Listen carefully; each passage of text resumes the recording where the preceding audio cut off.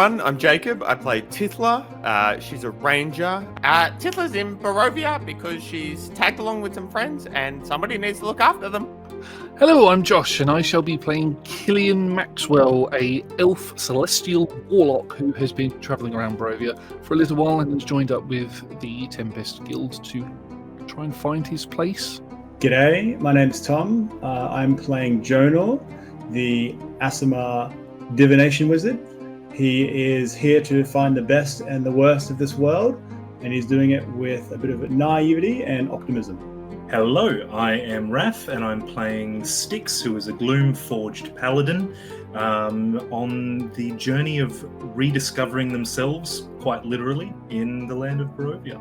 Hi, I'm Ash. I play Axel, the gnome fighter, and I'm a master of the shield and a master with Trident. Hi, I'm Matt. I'm playing Blood Gorson, Path of the World Tree Barbarian. And I'm Owen, the Dungeon Master of our Curse of Strahd 5th edition campaign. A warning, gentle viewer. Curse of Strahd is a horror-themed Dungeons & Dragons campaign, which means you may hear adult language or adult themes throughout this episode. Hello. Welcome back. Hello there, and welcome back, everybody, to the Lost Archives. It is wonderful to see all of your gorgeous faces once again. We are back. We are playing the premier horror campaign in Dungeons & Dragons, Curse of Strahd, which I am going to make a very bold prediction. I think is about to get a 2025 reboot in short order, following the release of a series of Unearthed Arcana horror-based things, including an Artificer, where you basically are Dr. Frankenstein and you create Frankenstein's monster from corpses. It's pretty fucking sweet. And the most OP Ranger build I've ever seen in my life, where by level 3, you can have a speculative armor class without trying too hard of 27. That's right. Ranger is finally good. Too good. It's way too good. Why would AC be their thing, though? I know. I don't have to tell you. Things you can make them think. That's the one thing that's not their thing. I don't know what to tell you, but I was watching a breakdown of the different classes, and yikes! Like the Ranger one just needs a bit of a check. Hexblade Warlock. So if you're a Hexblade Warlock, I'm sorry. Yeah, Hexblade Warlock. They basically just took all of the best bits from Hexblade Warlock and then made them like half of them the level 20 feature, like the highest level feature, and then everything else is just dog shit. Unfortunately, everything else went into the standard back Warlock. To the blade. Yeah. Oh yeah, not even back to the blade. You're right. It's just the standard Warlock. Yeah. So unfortunately, Hexblade Warlock is no longer the phenomenal dip it used to be. Yeah. So the Unearthed Arcana, I think there needs to be a bit of tweaking on that. I think with the Ranger, they were trying to do something with the Hunter's Mark, right? Yes. That's like a thing that they are like working out what to do. Yeah, with it's it. a Hunter's Mark that doesn't require concentration, basically, or that you can't lose concentration on, which is cool. Yeah. But also, they really fucked up the AC. Yeah. Like really fucked up. Yeah. It's way too high. Yeah. Balance. Difficult. I guess when you lose Arcana, two of your most important members of the team as well. And when you don't playtest anything and just put pen to paper and then go, oh yeah, let's put this out to the community for them to test. That could be, do you know what? That could contribute. I'm thinking about it and I realize, that could have been it. But yeah, so we'll have to see what that becomes in the end. But yeah, I think given they're all horror themed for sure, I think we can expect there to be a Curse of Strahd re-release very shortly. Probably perfectly timed for when we finish our Curse of Strahd campaign, because that current prediction is next year. Next year, you got the favoring books coming out this year, and then the prediction is it's going to be the first module for next year. Oh, I thought it might be coming out in like October-ish, but there you go, next year. Okay, that'll be good. We'll finish then for sure by next year. Well, in terms of spoilers. Sorry, it's just that there's only like a couple of places left for you to explore that you haven't been to already, and unless you want to do like a victory lap of Barovia. I don't want to make presumptions. I reckon we can do some dumb shit along the way that delays even everything. factoring I think in. that's closer. What you mean, like right now? For some of us, it might be our last session tonight. What? Hey guys, we haven't seen any of the places, so before can you take us around? Finish, can you show us everything before we go home? Tour. The tour bus, like, hey guys, jump on. I do still have to deliver a whole lot of wine back to Vallaki for a party. That's right. I think that was done on your behalf, wasn't it, in the end? The wine got sent, but there was no party. And if Theo There was no revel. not a party. That's true. There was no revel. See, I think but we do that's- the lap and show the new people all the places Tithla was traumatized. Oh yeah, that'd be great. I'd love Yeah, that. The oven. that's where she got eaten by an oven. That's where she hid under a house. It's a campaign in and of itself. Yeah. It's like the historical tour in like Assassin's Creed Odyssey, where we like, just take you That around. was where Strahd You pretended did to be crawl her best into the friend. oven. You did crawl into Sorry. the oven. Like, it didn't really eat you. You went into it. There's no way to know what happened. There's no way to know. I'm so tempted to, at this point, edit and roll the tape and just have it like slow down like I did to Tom. I'm so tempted to do that again to you There's right no now. way to know. We'll see That how bothered I evidence am doesn't tomorrow morning when I edit this. That feels like a really good segue into our recap. I don't have any other fun announcements to share, only that there's more episodes of Bard to the Bone coming. I didn't upload one of the episodes. I'm so sorry. It was edited, ready to go. I thought I'd uploaded it. I hadn't. It is now uploaded. It'll be coming out tomorrow for those of you watching live. For those of you watching recorded, it's already out. The Baldur's Gate 3 Bard to the Bone Bard Only Party episode is now out, the latest one. And I also recorded another episode today, which will be coming out on Thursday. Yes, Jacob. Obscenities is on a 60 stream streak. That is a number of streams. That is. That's very impressive. Even if you Some watch might say every it's single 60. one we do, that's still 30 weeks. 20 weeks. Yeah, Wow. Three a that's week, right? impressive. Yeah. Yeah, true. That's 20 weeks. Sorry, my math is off there. This bodes well for tonight. Awesome. Well, let me do our recap. Thank you, Obscenities. That is some dedication to the cause. Let me do a recap. Let us jump into the session. Oh, and we have an apology from Raph. You can see by the overlay, Raph's not here tonight. I jumped back to our previous overlay, which is a bit less busy, so you can see the rolls. However, you won't be able to see too much of the rolls because D&D Beyond is down for maintenance basically as we started streaming. So I'm so pleased I went to all that trouble to fix up the overlay and change the graphical interface again for our stream. Thank God I did that in time, hey? Let's do our recap. Let's jump in before I get too angry at Wizards of the Coast again. So, previously, our series has been following the adventures of the Tempest Adventuring Guild, Theo, Jonor, Tithla, Styx, Killian, and new allies Blood and Axel. Having become trapped within the realm of Barovia while searching for some missing adventurers, the team have travelled north to hunt down the werewolves of the nearby Sfarlich Woods, as part of a deal struck with Strahd. Having traversed the dangerous waters of Lake Zarovich and tangled with a giant anglerfish, the team docked the boat along the northern shore and set off to locate the werewolf den, hoping to rescue the children they suspect had been taken there. Crossing the waves had also put them on a collision course with Sergei, who had warned the team that they would face dire consequences for their decision to ally with Strahd. Moving as fast as they could through the dense underbrush of the Sfarlich Woods, the team stumbled across a woman crying over the corpse of a man in a clearing. Speaking with Zuleika, the team learned her mate Emil had been the previous leader of the werewolf pack, but had been killed by Kirill, who had soon taken the werewolves into an alliance with Sergei. Forging an uneasy agreement with Zuleika, the team followed her to the den, planning to infiltrate and take out Kirill and his loyalists to allow Zuleika to then claim leadership. Their initial plan to stay hidden and sneak through the den fell apart very quickly though, the team quickly taking up arms against the sentries and a large pack of wolves, seemingly serving the werewolves. The wolves fell quickly to the brutal attacks of the party, and the particularly accurate arrows firing from Tithla's bow, the werewolves soon joining them in death.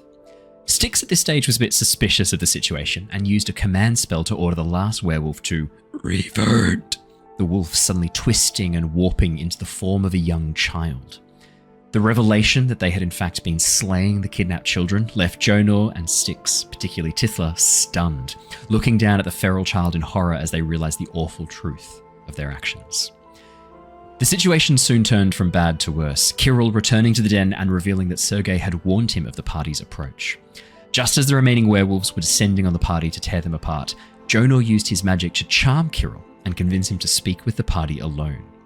However, there were very few questions asked, Kirill revealing his alliance with Sergei, prompting Tithla to shoot him in the back and force the party to quickly put him down. However, this was not the end, Sergei possessing the corpse and offering the party one final chance to walk away from the conflict between him and Strahd. The group could not be less interested, however, burning the reanimated corpse right as Zuleika returned to the cavern. While the rest of the team spoke with Zuleika, learning that she planned to take the pack north to the foothills of Mount Baratok and make a new den in the shadow of the Mad Mage's cavern, Tithla stumbled across a small wolf hiding in the back of the caverns. Realizing it was one of the children, Tithla quickly worked to care for its paw, going through the list of names until she reached Iris. With the child unable to yet turn back, Tithla and Iris began to make their way toward the cave mouth. Suddenly, a large winged shape dropped from above, Tithla quickly loosing an arrow into its feathered form, causing the wild shape to drop and revealing Theo. Explaining what he had been up to for the last few days, Theo checked in with the remainder of the group and offered some healing to them, surprised at the damage they had taken in his absence. He also came with a dire warning, having rushed from the town of Barovia, witnessing a small army of vampire spawn gathering behind the walls of Castle Ravenloft.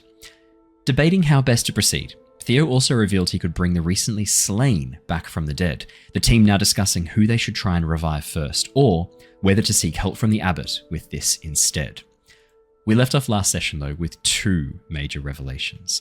As Tithla had wandered off to spend some time by herself, she was once again approached by Strahd, offering her a chance to join him and his forces outside the Amber Temple in 2 to 3 days to finalize the terms of their agreement and earn their passage from his lands. Tithla instead returned the bow that she had taken from his castle and warned him that the party would not be so amenable to a treaty with him much longer.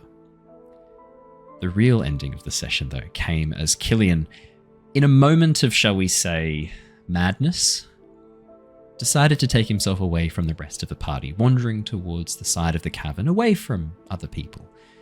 Closing his eyes, focusing, he called out, "Dark powers, are you there?"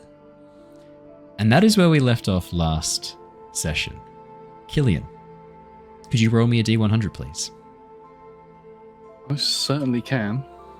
Please be a 1. Please be a 1. A 1 would be very interesting. 34. Oh, that's low. Killian, as you close your eyes and focus, you try to use the connection that you have to your patron, not communicating to them, but that understanding, the way that that communication flows between you and your patron, instead trying to picture a point in space. What do you imagine when you think of the dark powers? What kind of visual representation do you hold in your mind? Because for your patron, I'm guessing it's like the sun itself, the light of the celestial plane. What would you hold in your mind for the dark powers to call out? Complete and utter darkness, the void, and maybe even sort of an inkling of the mists as well. Yeah. As you focus, call out, picturing this void in your mind, this nothingness that consumes everything around it, that destroys light itself. For a moment, you feel a shiver run down your spine. You feel the hairs on your arms begin to rise, goosebumps beginning to shift across your form, and a coldness begins to seep from your skin towards your core. As you shiver for a moment, pull your cloak tighter around you, you feel your breath begin to condense in the air in front of you. And as you open your eyes, you find that you are no longer in the cavern. Darkness surrounds you, swirling grey shadow, twisting, coalescing and spinning around itself. What would you like to do? Hello? Is anybody there? There is no response, but you hear your words echo as if you are in a stone chamber, the words bouncing back, not muted by the mists at all, if anything seemingly amplified in this strange space.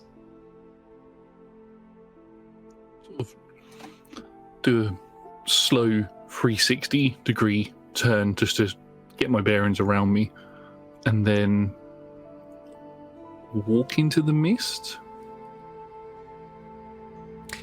As you begin to walk towards the mist, the coldness grows ever more present. You feel yourself shivering, your teeth chattering as you begin to step through to the coldest wind you have felt. Could you please roll for me a Constitution saving throw? I certainly can. Bear with me in a memento, because we have our PDFs. Yes. We are going off PDFs tonight, which means it'll be manual rolls in Roll20, and then adding across bonuses. That's a natural one. For 4. You wanted the one, you got the one. The good news is, when I checked before, all of you still had inspiration from achieving, from finding all the members of the Half Moon. Would you like to use your inspiration to... Pretty confident he used his last time. I used it last week. Oh, you're the only one who did. Yeah. Okay. In that case, Am I then, able to give him mine? No, not in this Good, moment. because I didn't want to. Okay. If I'd said yes, would you have gone, good to know, and done nothing else? That was exactly what the joke was. Is that meant to be an F in chat for Killian, Jonor? Just playing with the rolls. Just ignore that, please. Jonor's rolled a single F. There's a single fuck he gives on this, and it's gone. That's it. It's all gone. Killian. F's in chat, team. As you step into the mists, you hear the boots that you're wearing echo on stone as your footsteps begin to echo around you, but the cold grows impossible to ignore. As you pull your cloak around you, begin to try and warm your hands, the cold seeps through until there is nothing but that sensation of cold. Your heart, you can feel it slowing as you begin to grow almost quite sleepy in this moment. Your eyes, you feel frost begin to crystallize across your eyelids as your tear film grows cold enough to begin crystallizing on the outer portions of your eyelids. And every time you blink, you have to forcibly open your eyes. Inside your mouth, your lips, your tongue begins to dry as the cold begins to set the ice inside your mouth until you find you can no longer move. As you collapse onto the ground, you feel rough stone underneath your fingers, and then sensation begins to fade, pins and needles as the cold takes over everything, until there is no Killian, there is no mist, there is just unending cold. It's at this moment, as you lie there, almost frozen in place, I need you to firstly mark an exhaustion point as you receive 1 level of exhaustion. And then you hear a voice echo around you, overlapping as voices begin to mix together. You dare.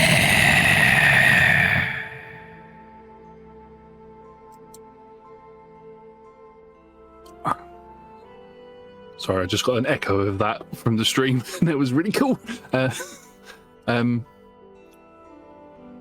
want to talk to somebody about stripping the brothers of their power. It speaks, it presumes too much. Silence it, freeze it, break its limbs.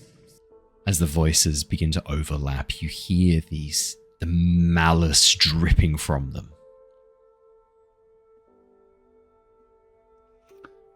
Can I try and cast Hellish Rebuke?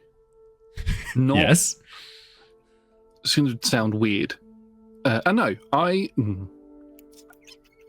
Yes, Hellish Rebuke. It's either I'm thinking either Hellish Rebuke or Heat Metal to try and warm myself up. Is what I'm thinking. Heat Metal's going to be I'm going to be really nice as a DM here. Heat Metal has a lot more utility for you. Because if you do Hellish Rebuke, you shoot flames that disappear immediately. Heat Metal's an ongoing concentration thing, so you can kind of keep that heat going, and it means you can sort of curl around it a bit more rather than just shooting it out into the ether. Yeah, I will cast Heat Metal on something. I don't have my full inventory list, but I reckon I have probably a crowbar or something. Yeah, I'll cast a it on so I can be yeah. As you cast Heat Metal, as you release the spell, you watch as the item, let's say it is a crowbar in this case, I think you did have a crowbar from your adventurer's pack, you watch as the crowbar grows red hot, and you hear the voices laugh. Is it cold? Does it suffer? It should. And with that, you watch as ice begins to coalesce over the surface of the crowbar. No steam hisses. In fact, the heat from it inverts in a second, and you feel cold emanate from the crowbar instead as it turns this almost ice blue. It's at this moment, Killian, you realize you are in a lot of fucking trouble here. However, there is a connection to your patron. The danger you are in as you grow closer and closer to a situation that you might not be able to get out of very easily. You suddenly feel warmth on your back, and as you turn, you see light beginning to glow from behind you. The voices speak. It is bound. It already owned. Should we release it? No, it is ours now. Our plaything. Killian, do you say or do anything?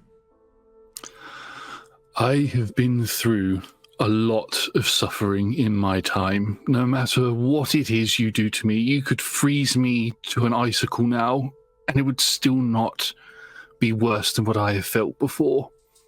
I want to strip the brothers of their power, render them useless. How can I do that? It makes demands of us. It asks questions. It presumes to know what we want. And in that moment, Killian, you feel pain like you could not imagine. You watch as your skin begins to bubble across the surface, flaking and burning away as it freezes and crystallizes, sloughing off into almost snow composed of your flesh. You feel inside you your heart beat one final time and stop. Yet you do not die. There is nothing but the pain inside of you. I'd like you to please roll me a sanity check, which will be a d20 plus your constitution modifier plus your wisdom, charisma, or intelligence modifier. Your choice. 100%. Sorry, there's so much character sheet to scroll up. Yeah, I know. Plus 8. D20 plus 8 plus. Natural 20. That's a natural 20. Damn. He's balancing it out. Killian. Whoa. The pain, as intense as it is, as exhausted as you are, there's a moment of lucidity as you realize this can't be real. You're not really here. The pain you're feeling is something that is being projected into you. You recognize this magic. And in that moment, that sudden awareness, as you feel the warmth on your back, you feel that lifeline to your patron. It is growing weaker by the second as the cold begins to burn away and seal off. But in this moment, you have one chance to return to wakefulness. And you're not sure if another one will come.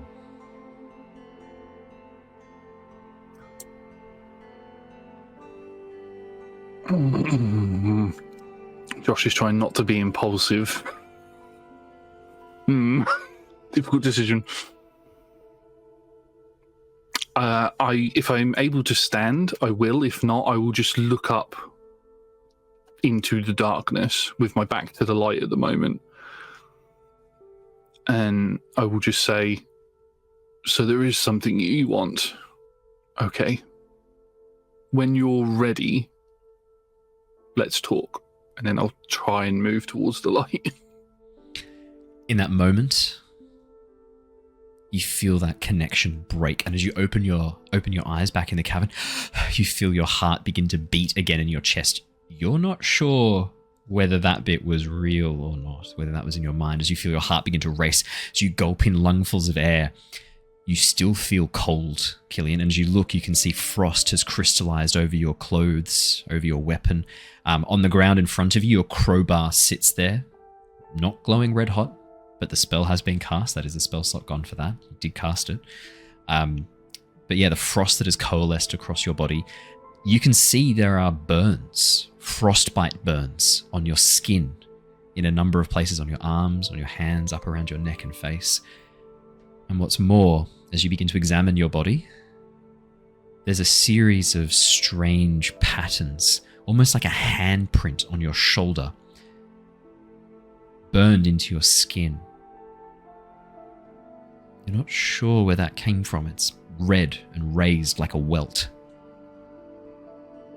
on your left shoulder. I will. I didn't take any damage, so I will. No. There's a sense of fear that you feel through the connection to your patron. Sense of fear that this might not have gone the way you were hoping if you had not been very, very lucky. Sort of if I'm able to, I send a feeling back of basically, I know I messed up, but I feel like I've got somewhere, but I won't attempt that again. He says with his fingers crossed because he's not 100% sure. The presence or absence of crossed fingers means nothing to your patron, who is literally like being sent thoughts from your mind. Like if you're not sure, it senses that sense, this feeling of unease, and tries to push against that. There is a sense from your patron of deep fear and dread at the thought of you trying this again, and a resignation, an acceptance of what the consequences could be if you do. Tithla, Blood, Jonor, and Theo, and Axel. Back outside, you had been waiting for the werewolf to return with the body of Emil, and you were also hoping that, you'd seen Zuleika rush off to go and fetch his corpse. You were hoping that when she returns, she'd be able to potentially help find resources that you need to cast Revivify. Cast Reincarnate on some of these corpses. 10 or 15 minutes after Killian goes and wanders off and does his own shit, as Killian wanders back out into the sunshine, ice, frost encrusted on parts of his clothing. There's a sudden commotion as a large werewolf holding a dead body in its jaws bursts through the tree line, rushes towards you, drops the corpse at your feet, Theo, and then Zuleika transforms back from this large wolf-like form. You can see she's panting heavily as she looks down at the body of Emil and looks back up at you. Okay, I got Emil's body. What else did you need? About 1,000 GP worth of fancy oils. Okay. Anything else? A few minutes to set. Well, how long does it take to cast that? I'm gonna say about an hour, because that seems like a reasonable time to revive someone. We have a number of items that we have gathered from various raids, from taking various adventures. I know that there are... Come with me, I'll show you what we have. Cool. She leads you over towards a number of the stuff that's being piled up. Just, I don't mean to sound like I'm charging you. The spell itself requires the components. It is not cheap to bring someone back to life. It's a very expensive magical component. I'm familiar with some aspects of magic. I understand material components are sometimes needed. You need not explain yourself. Here, this is what we've gathered from various adventurers, mercenaries who come through, outlanders, who we have faced and defeated in the past. And as she opens up a crate, Theo, you can see inside this box a number of what looks like pouches full of spellcasting components, various random bits and bobs that the werewolves don't have need of. See, weapons? Sure. Armor? Sure. Spellcasting components and things like that? Not really. Not a great, area of focus for them. Could you please roll for me? First off, an investigation check, and then a D100. Investigation. Let's see what you Back find. up, I scroll. Investigation is not going to be my strong suit. That's a 0. I'd allow perception or investigation in that case. Perception's very different. That's a +9. Yeah, I'd allow perception or investigation.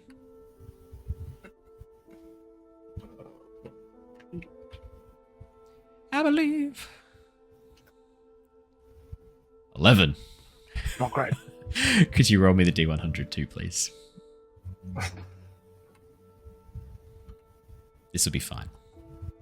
19. It's not fine. Did you want to use your inspiration to reroll either of those? Which one would be better to do? I can't answer But that. yes. I can't answer that, sorry. Oh, you've been given advantage as well, so you can reroll one of them anyway with the advantage. There you go. Oh, my guy. Thank you. That is from Foxtrot. I believe that is Send providing you with the advantage from afar. Miguel. All right, well, I'll do both then. Fuck it, okay. Go for it. Yeah. I believe. I don't want to spend money here. Who needs advantage when you're going up into the final boss fight confrontations anyway? 28 for the perception check. That's pretty fucking good. And better. 60, much better.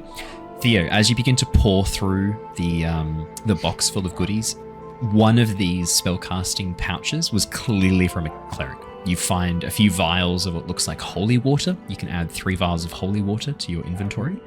I'll chuck it in the roll. Excuse me, I'll chuck in the roll 20 chat too, so we remember to. I'm not going to add it to my PDF file.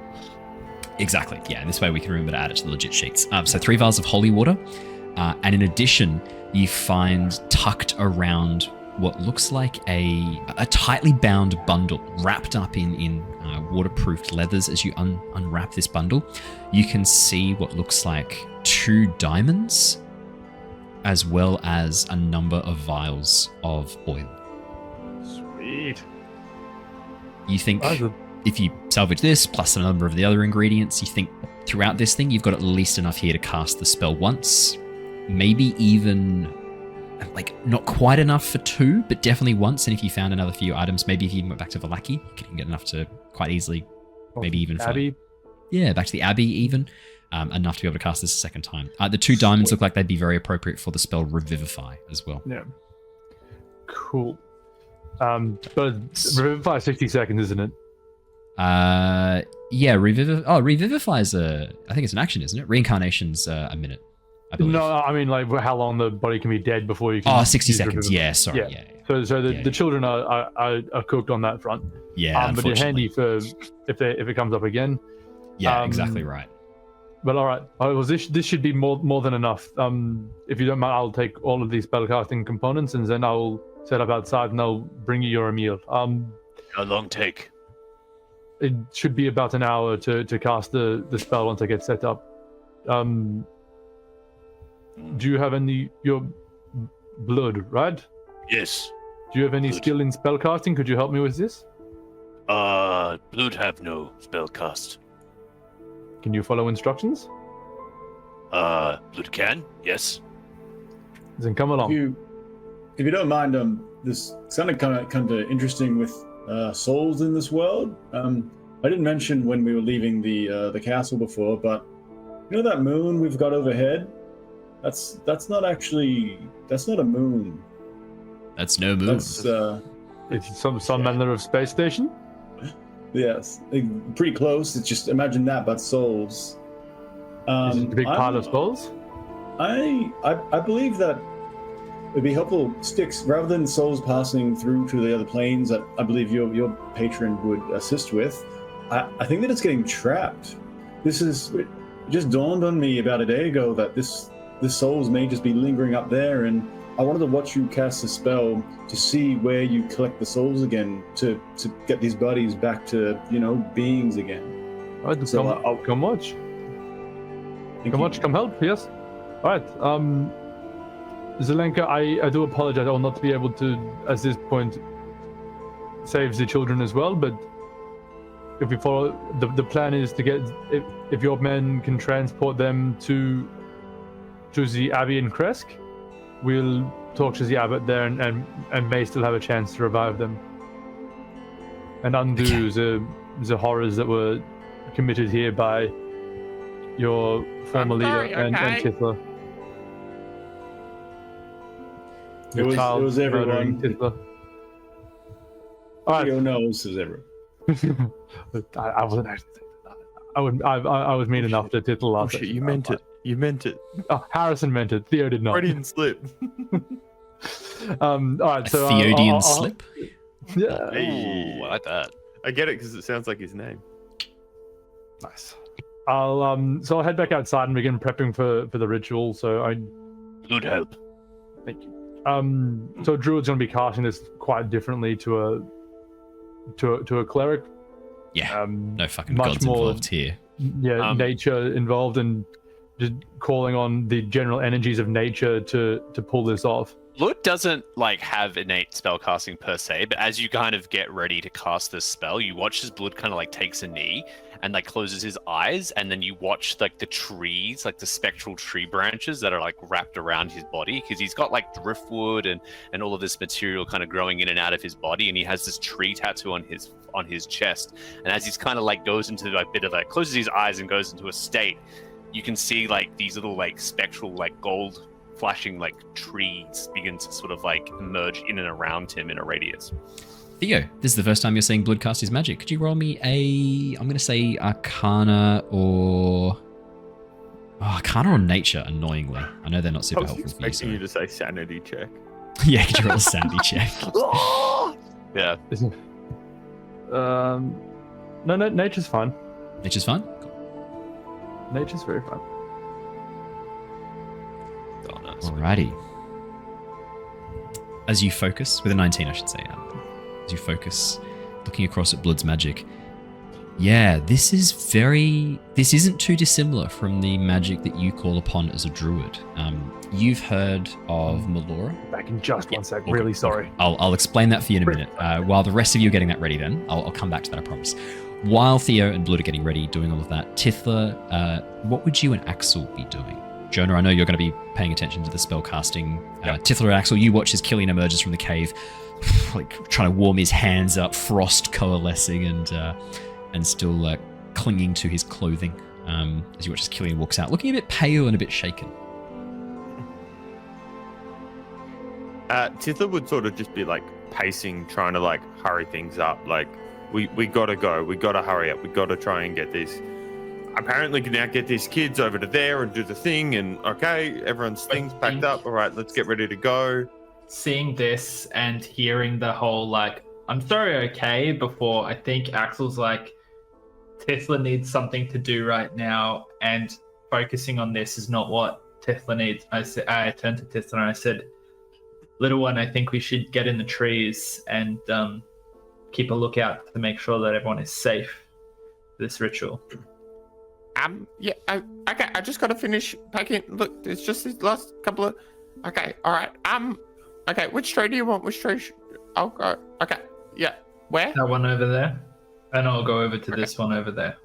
Okay, I'll go. And Tithla goes and goes to climb up. And I'm not shooting anything from this tree if I am going to drop from it. Okay, I won't shoot you then. Yeah. And as I turn to head towards the tree, I think I'd see Killian walking out of the cave, and knowing that in the last fight, the two of us were the most close to death. I think apart from Styx, who I don't understand how that thing exists and operates and works as a... Yeah, I just assume that it's more of an instrument than an entity that I can understand. Looking at Killian, I'd have a look at their face, and I'm trying to gauge if they're here and now and focused on what is just about to happen. Killian, are you here and now engaged and focused on what is about to happen? I think as I come out of the cave, I am shooketh.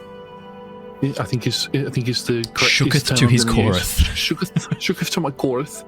But seeing everybody kind of rushing around doing stuff, my eyes kind of focus, and I'll not slap my cheeks because they're currently frostburnt. So I'll be like, right, and then I'll look around to see where I can be helpful. Do you mean your face? Sorry? Do you mean your face?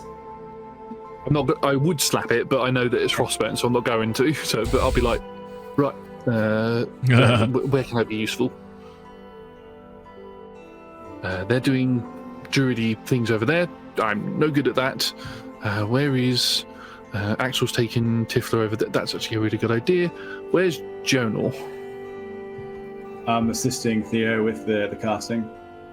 I go to walk over and I'm like, I'm going to be useless here, and I walk in a different direction. Yeah, I would flag Killian over to me. I think seeing that, like the exact same thing I just did for Tithla and giving them a task to focus on the here and now.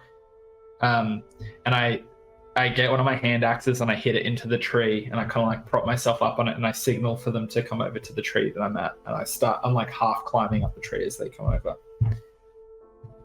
Oh, I'll walk over. I'm 100% avoiding anything to do with resurrection, being my attempt at mass resurrection in the last episode failed. So I feel like I've done something wrong. So I'm like, I'm not going to push the boundaries with my patrons any further than I already have. I say in my head, and I'll notice Axel, and I'll make a beeline straight for them. Nice. As I'm like working my way up the tree, I turn to Killian and say, if anything comes, I'm going to drop from up here. Can you be a lookout from this position? Tithla's watching the other flank. Make sure nothing comes this way. Yeah, Are you okay? I'm good. I'm perfectly fine. My you have to excuse the ice. My spell went off at the last minute because the combat had ended, and sometimes it has a bit of a explodey effect on it. So that's why I'm a bit frozen. But yes, I can definitely provide some ground support. I'm not very good at climbing, but as long as you don't want me to catch you if you fall out of the tree. No. Good. No, that would be bad for you. My job is to land on things that would come to attack you. I'm a bit like a cannonball in that way. So I'll pop up here, and they used to call me the drop bear. Did they? Classic. Fucking Australians. Hell yeah. What a dick. Well, Styx, just come watch this. You may be interested in the transfers of souls here. There's something interesting going on, so stick by me. All right. I do not know much about the transfer of souls, but I'm interested in learning. You will soon. All right. While Theo's casting, I'm going to also ritual cast Detect Magic, just to try to get more of a feel what's going on. Alrighty. Theo, back with you and Blood while Tithla, Axel, and Killian are kind of keeping a lookout. Could I get perception checks from all of you, please? Perception or investigation, seeing as you guys are keeping a bit of a lookout. Definitely let's get a check and see what you see. Theo, yeah, as you look at Blood, I mean, the magic that Blood is calling upon 100% looks like it is magic of a magic of the wilds, not necessarily the magic that druids channel, this sort of weave of natural things, but it does seem to come from a similar source. And in that moment, you realize Blood's a Meloran orc, one of the orcs who pledged themselves to Melora during the Ruin, the goddess of the wilds, and followed her teachings, breaking away from Grumush, and joining the prime deities to battle the betrayer gods. The proportion of druids among the Meloran orcs, very high, very, very high. They even have their own subset of like a type of druid called a Tide Mistress, exclusively female role, Nice. but a little bit like a shaman who call upon the power of the waves and wind. Yeah, Blood is definitely channeling Melora's magic. Not quite like a druid, not quite like a cleric, maybe somewhere between the two. Yeah, whatever he's doing does seem to be very much tied to Melora, the goddess of the wilds and storms. Yeah. Handy. Very Well, handy. Yeah. Yeah, seeing that, I'm thinking there can be more than a little bit of help there infusing this. So I started setting up and drawing out the magic circle in the dirt there. It's like a roughly circular shape with lines radiating into a central point, a small like pool. roots. Draw like roots growing in from the outside in. Yeah, cool. Essentially, yeah. And setting up roots and branches in a weave pattern around the border there, bringing together the nature with the weave there. We did have Ren in chat point out that Reincarnate in the 2024 rules is exclusive to druids and bards with magical secrets, which is crazy. I did not know that. What the fuck's the point of the cleric then? That makes no sense to You me. got one job, boys. Yeah, I you can't do it know. anymore. That's nuts. They really not nature get boys. reincarnate anymore. That's crazy. And bards with magical secrets, I guess. And wizards, I guess if you found a spell scroll, you could technically learn it too, I guess. Yeah, still, that's nuts to me. I find that crazy. That Yeah, that no druids- gods reviving people anymore. They're all done Yeah. with that. All go home. Yeah. If you haven't done it in 60 seconds, you're out. Tithla, was that a natural 20 for your perception check? Oh, yeah, it was. We'll come back to that later. We'll come back to that in a minute. Tithla's Theo. on a fucking mission here, okay? She's Tithla's got on a one fucking thing on her mission. mind now. Tithla, as you begin to not Tithla, Theo, as you begin to work away at casting the spell, drawing your circle, pouring the oils at key points, anointing the body with the oils, moving back. Jonor, you watch on. Blood occasionally will step in and begin finishing off patterns. Theo, as you draw one of the roots curling in, you point to it, go like, I need you to repeat that blood like in 3 more times. Trying to get infuse a bit of what he's got going on there into the magic circle. Okay. I figured the nature weave in Barovia is a bit fucked, bit corrupted. Yeah, so anything that pulls a bit more wild magic into there can only help pull this in. Blood. You don't have spell slots that you can sacrifice to this, but you do have rages. If you were to sacrifice to give up one of your barbarian rages, one of your charges for barbarian rage, I absolutely would do that. Okay. Yep. Theo, as the ghostly driftwood begins to grow ever more present around Blood, you watch as the patterns that he draws, following those patterns of the roots that you have created, you watch as real roots begin to push their way out of the soil, growing across, wrapping around the bodies. These tiny, thin white fibers, these little tiny water roots, grow out of these much larger woody stems and begin to wrap around the body, slowly lifting it up a little bit off the ground as you see this tangle of roots and vines begin to fill in the gaps of your circle, completing it, flowers blooming across the surface of it. Jonor, as you watch this, the magic pulsing through this right now is incredible. I know that technically reincarnate is a necromancy spell, but what you're seeing as you cast Detect Magic is more than the school of necromancy at play here. This is more than just Theo sacrificing a very high-level spell slot and a bunch of expensive shit to cast this. There is more at play. You can see strands of weave twisting around from all of the schools of magic, evocation, illusion, everything, wrapping around as they finish off this spell. Theo, could you please roll for me a D10? Now, this is normally done to determine the species that the body will be reincarnated by. However, in this instance, because of Blood's involvement in the spell, I'm going to adjust the species list a little bit and change the weightings. I wonder what species will be included in That's this a list. 5. Roach. Okay. Roach, yeah, he watches he slowly transforms into a giant bipedal cockroach. So normally a 5 would be a gnome. As the spell begins to... Yeah, Axel's just like, fuck yeah. As the spell begins to increase in power, you watch as the body... Suddenly in this moment, Jonor, begins to break apart, the roots reaching in and dissolving the existing body as they absorb the nutrients from it, breaking it down into nothingness. You watch as the form collapses almost into like this dark ashen soil, the skeleton dropping to the ground with a clatter of bones. You watch as Zuleika looks on and goes, no, as she thinks something's gone horribly wrong. The bones then begin to age and crack in a moment. It's as if time is accelerated in the very center of this circle. As the bones turn to dust and fade away, the roots begin to grow around, growing higher and higher.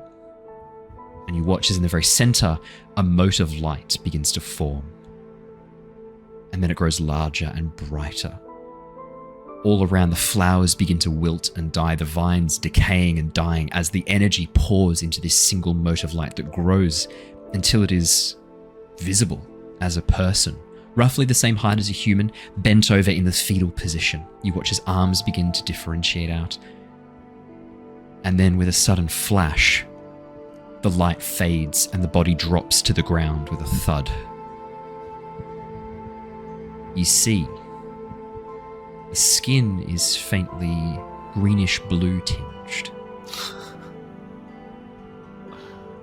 And as the figure slowly begins to unfold, one hand moving out, grabbing onto the ground and pulling itself upright, you see this person has some orcish features now. The tusks aren't as pronounced as they are on Blood. The hair, jet black and pulled back, still has some streaks of brown in it. And as the figure pulls itself upright, it does look like Emil, like the body it was before. A little bit younger, maybe. There's no scars, no wounds on his body anymore.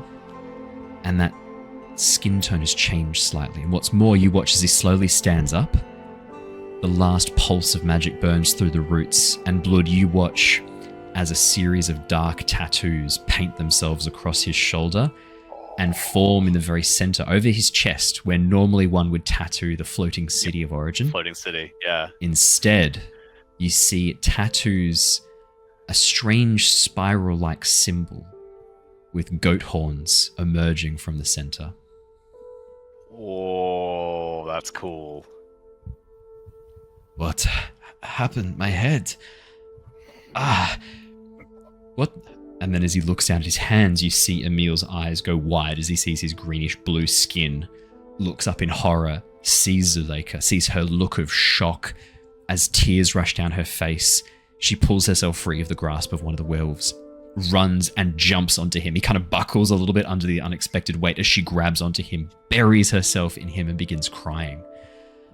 Theo, when you reincarnate him, he's no longer a werewolf, I've just realized.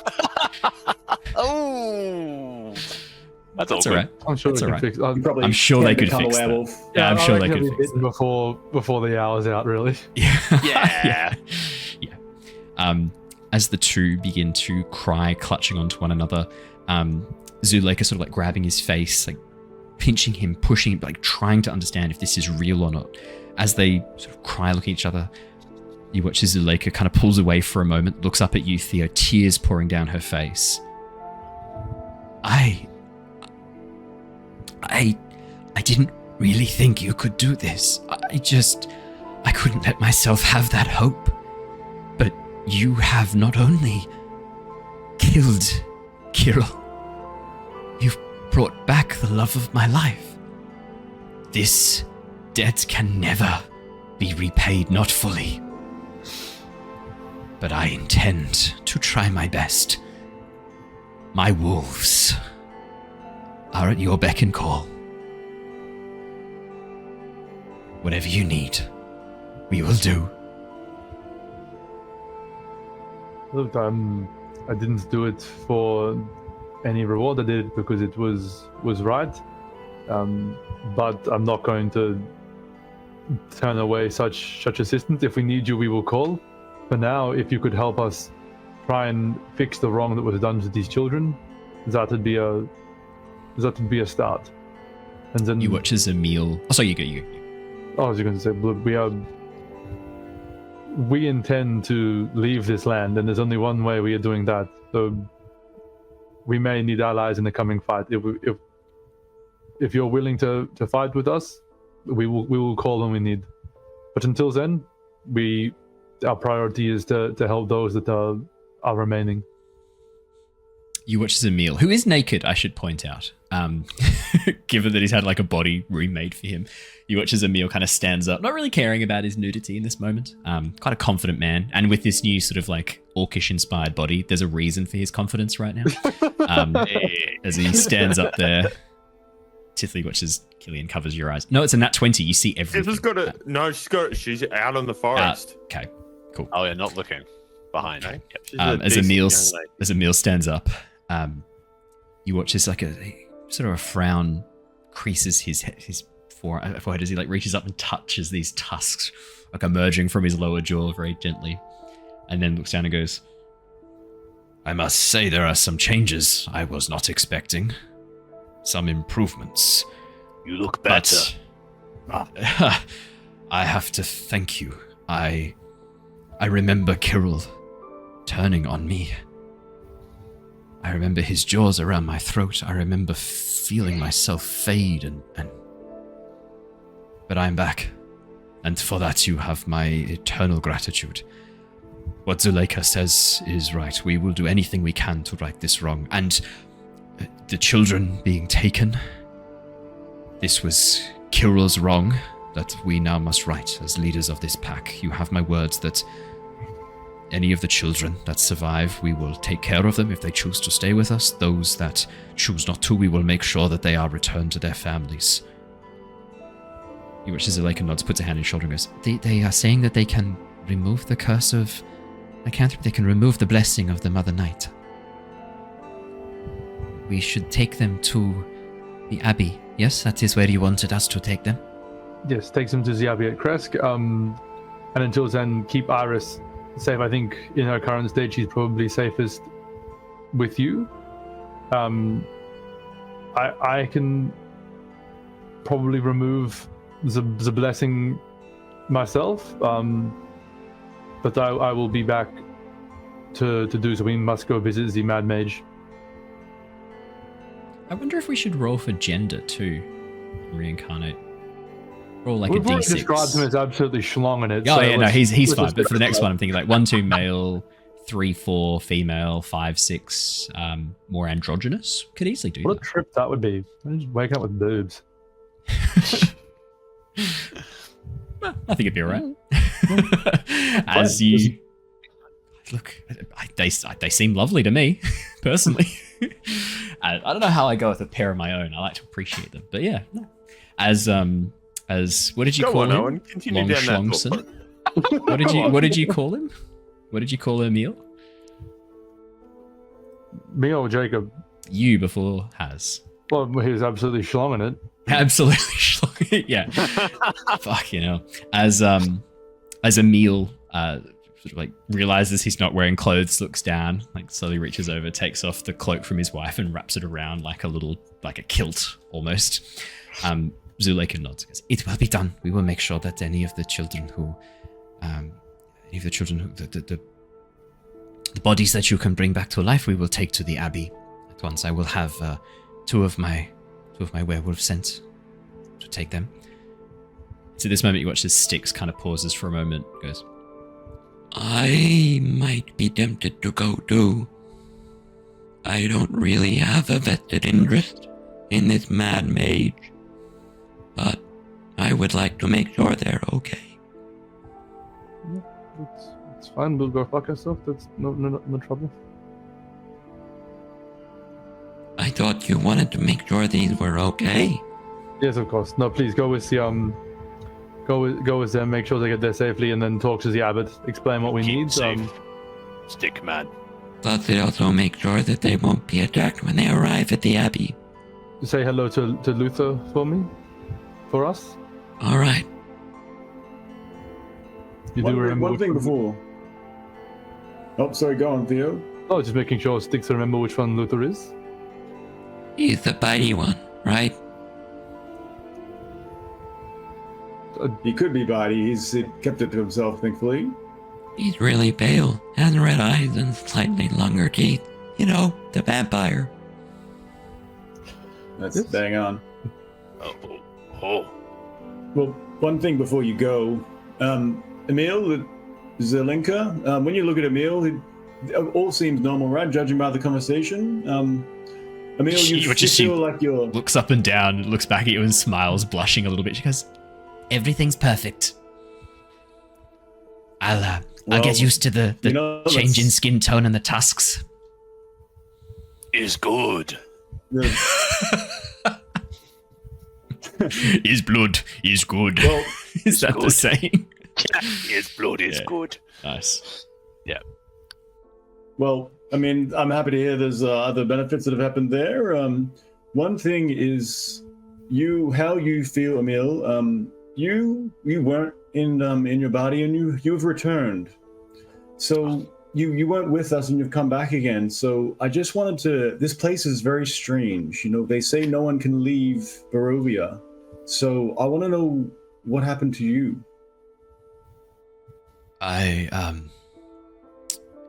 As I was dying, I felt everything go dark, like shadows fading in from the outside of my vision in until only a single spot of light remained. And then that light grew brighter. At first I thought it was the moon. I moved towards it. Then I saw... You watch as he grows silent, struggling to sort of articulate what he saw. It was Boy, more I wish of I a had a detective voice. It was more of a feeling. I felt voices around me crying out, calling out for help. And my own voice joined theirs.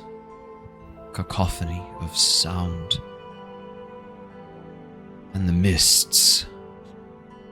I couldn't see them, but I could feel them all around me. The wet, the cold. I think I was the mists. It was strange. It didn't feel like much time had passed. Maybe hours. Maybe longer. Watch as he falls silent once again. Well, there's a lot to take in there. Just my one ask of you is to reflect on this, and as you hit up the abbey, do share what you've found with him, please. Yes. Should I not come with you, or where are you going next? He watches Zuleika nods and goes, our plan was to head to the foothills of Mount Baratok, under the Mad Mage's gaze. Then I should come with you, Zuleika. I should be where you are. It's okay, Emil. We can be separate for a little longer if you wanted to travel to the Abbey. No, I want to be with you. No. We can send others. Others can go. Okay. I will send... Emil. Yes. Blood, should tell you what you are. You are blood of Meloran now. Blood of, Melora? Goddess of Wild. Where blood is from.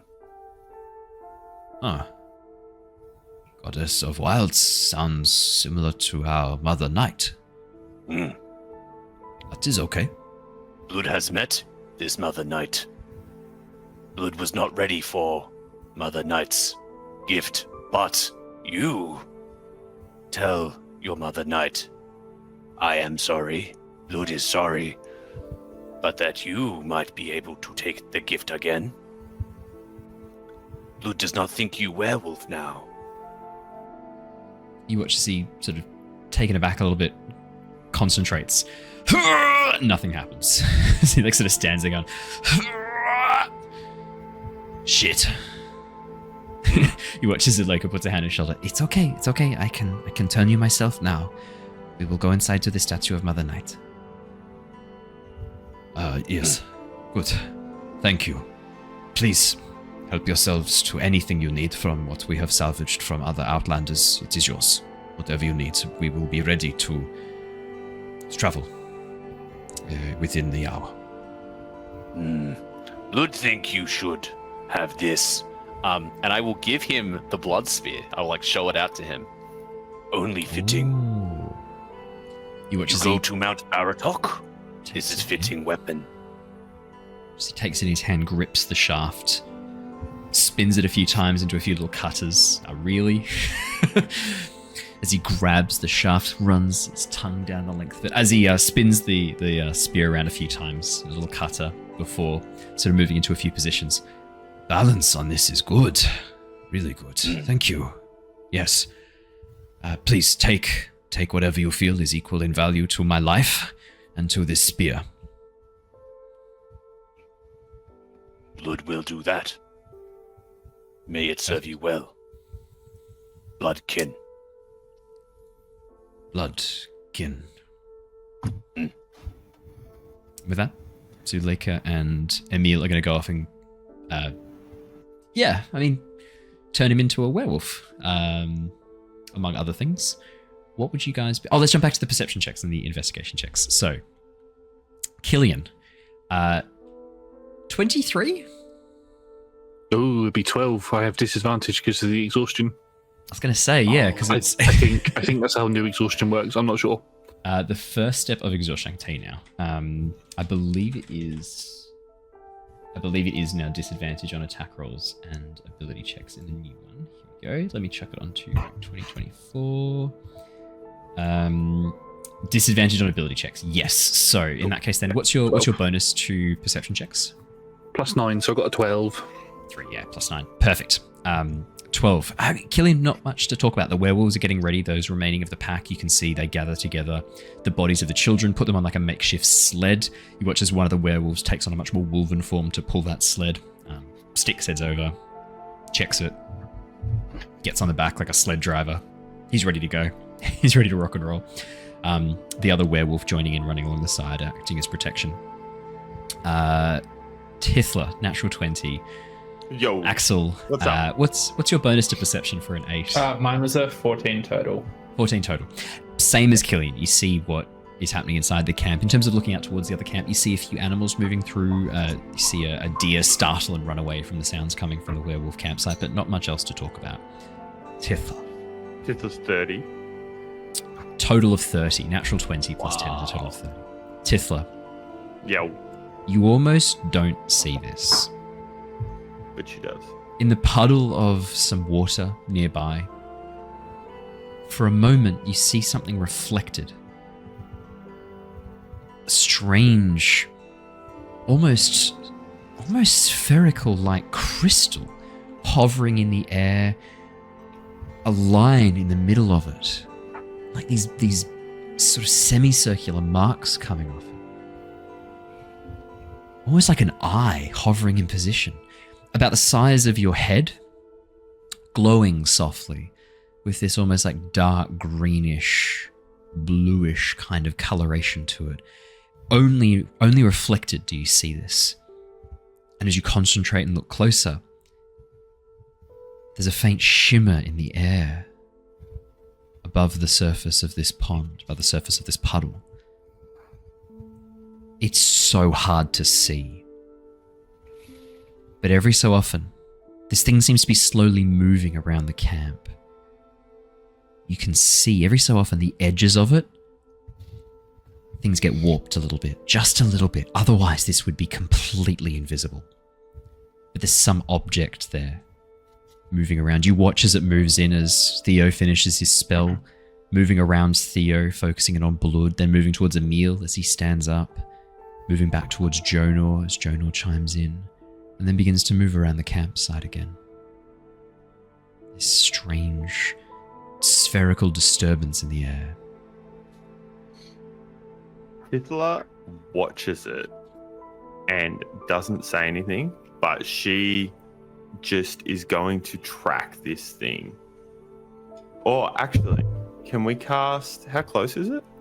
Over the next 5 minutes, you watch as it begins to move towards you, Tithla. As it gets to the base of the tree, slowly begins to rise up until it's pointed right at you. This eye staring at you. Just see the faint edges of it. This spherical disturbance in the air watching you. Tithla whispers. She leans in, like sort of looking away from it, and then looks directly into it. I see you. And then bang, dagger straight up into it. Could you please make me a melee attack and roll some damage? You have advantage on this attack. This is a sneak attack, essentially, like a surprise attack. Mm-hmm. Oh, that's a +8 on that. We'll take that. Sorry, everything takes so much longer now that we have to try and work out what buttons. Is D&D Beyond back up and running? I'm willing to bet that it's not. Nope. That's a 15 on the or a nat 20 to hit. We'll take. I guess 20. we'll take the natural 20. Could you roll me damage and then +4 for your dagger because it adds the. Oh, and Hunter's Mark as well. Tonight. Had a lot of natural 20s. Yeah. Maybe Roll20's trying to reward us for using Roll20 to roll dice. Could be. So 1d4 +4 8 plus the 4 from the. Holy nat shit! is 12. Okay. Tithla, as you turn towards it and go, I see you. And then pull out your dagger in a motion and stab it. Oh, Hunter's Mark damage? Can I Hunter's Mark it? You Hunter's Marked it before, yeah. Perfect. Then that's another. Plus a d6 for Hunter's Mark on top of that, yeah? So plus another 6, so it's already up to... Oh, yeah. That's a 5 off that, so that's another 11. Plus another 11 on That's top of that. 23. 23. Tithla, as you turn towards it, go, I see you. You stab your dagger right into the center of it, and as you twist your dagger, you watch as for a moment the invisibility vanishes, the eye staring right at you before it pops into nothingness, the magic dissipated. Where it was, hovering in the very center, you watch this strange object stays hovering for a moment and then drops to the ground, landing with a soft thud at the base of the tree. Can Tithla try and catch it? Oh yeah, for sure. With a natural 20 on the attack, you've already got a hand ready to catch it. As you reach out and grab it, it feels soft and squishy. And as you look at it, it's an eye, an eyeball. The optic nerve has been cleanly cut and cauterized. It's been cleaned, but it's an eyeball. Tithla very competently climbs down the tree, basically as if she's running down sideways, because she can do that. She's got a climb speed, same as her speed. Jonor? Oh, yes, yep. Well, yeah, Tithla, what's going on? It was watching us. Oh. It was... Where did you get that from? It was floating around. It was kind of invisible. It was floating. I saw it. It's been watching. It was an invisible... Oh, wow, okay. How did you find it? Oh, I've got very good eyes. I'm very impressed. I didn't know you could spot those. Okay, well, let's have a look at this. I'm looking for any remnants of magic. You still have Detect Magic up, yeah. Yeah. Tithla puts it in his hand, straight back up her tree. Oh, very nice. As you look across the eyeball, Jonor, you can see there are two predominant magic weaves wrapped around this. The first and most obvious is divination. And you feel that resonate with you. With your divination magic, you feel it. But there's also necromancy. Threads of it bound to this eye. Faint, but still there. More than just preserving it. Which it is well preserved. More than that. But there are wisps of necromancy bound to this eye. This is somewhat concerning. I'm going to... If it's still magic laden in this thing, I'm going to stomp it. Drop it onto the ground and kill it, burn it with fire. Just to toss it into the ground, the mote of fire burns in the hand and just launches into it and, fire bolts it. You watch as the eye burns to a crisp in a moment. The sizzle as its juices sealed inside evaporate under the force of your firebolt until there is only char and ash left behind on the ground in front of you. That's the end of that. I take it you don't have detective as your background for Jonor or anything of that nature, do you? Detective? No, not quite. Cloistered scholar, more suited. I just had a thought. Theo could have cast Reincarnate on that. Whoa. I mean, not right now. I No, not right now. I have a sneaky rest. Refractory period. Yeah. Yeah. just occurred to me in that moment. I was like, oh yeah, could have cast Reincarnate on that. Yeah, probably also locate creature. Locate creature? Oh well. Yep. But necromancy, it's going to be in the temple. It's going to be Sergei. Fair enough. Probably. All right. Oh, I mean, yeah, it's a fair bit. I mean, it could be Mad Mage. Could be Mad Mage. Be Mad Mage. Oh. As could be a lot of Could be people. our employer. Could be your employer. As the werewolves finish getting ready, your Styx takes off with 2 other werewolves with the bodies of the wolves on the cart, on the sled, heading towards Kresk. Styx. All right, friends. I'll see you back at the Abbey. Don't be too long, and be safe. No, we may even be there before you are. All right. Good luck with that. Stay safe, sick man. Stay safe, Blood.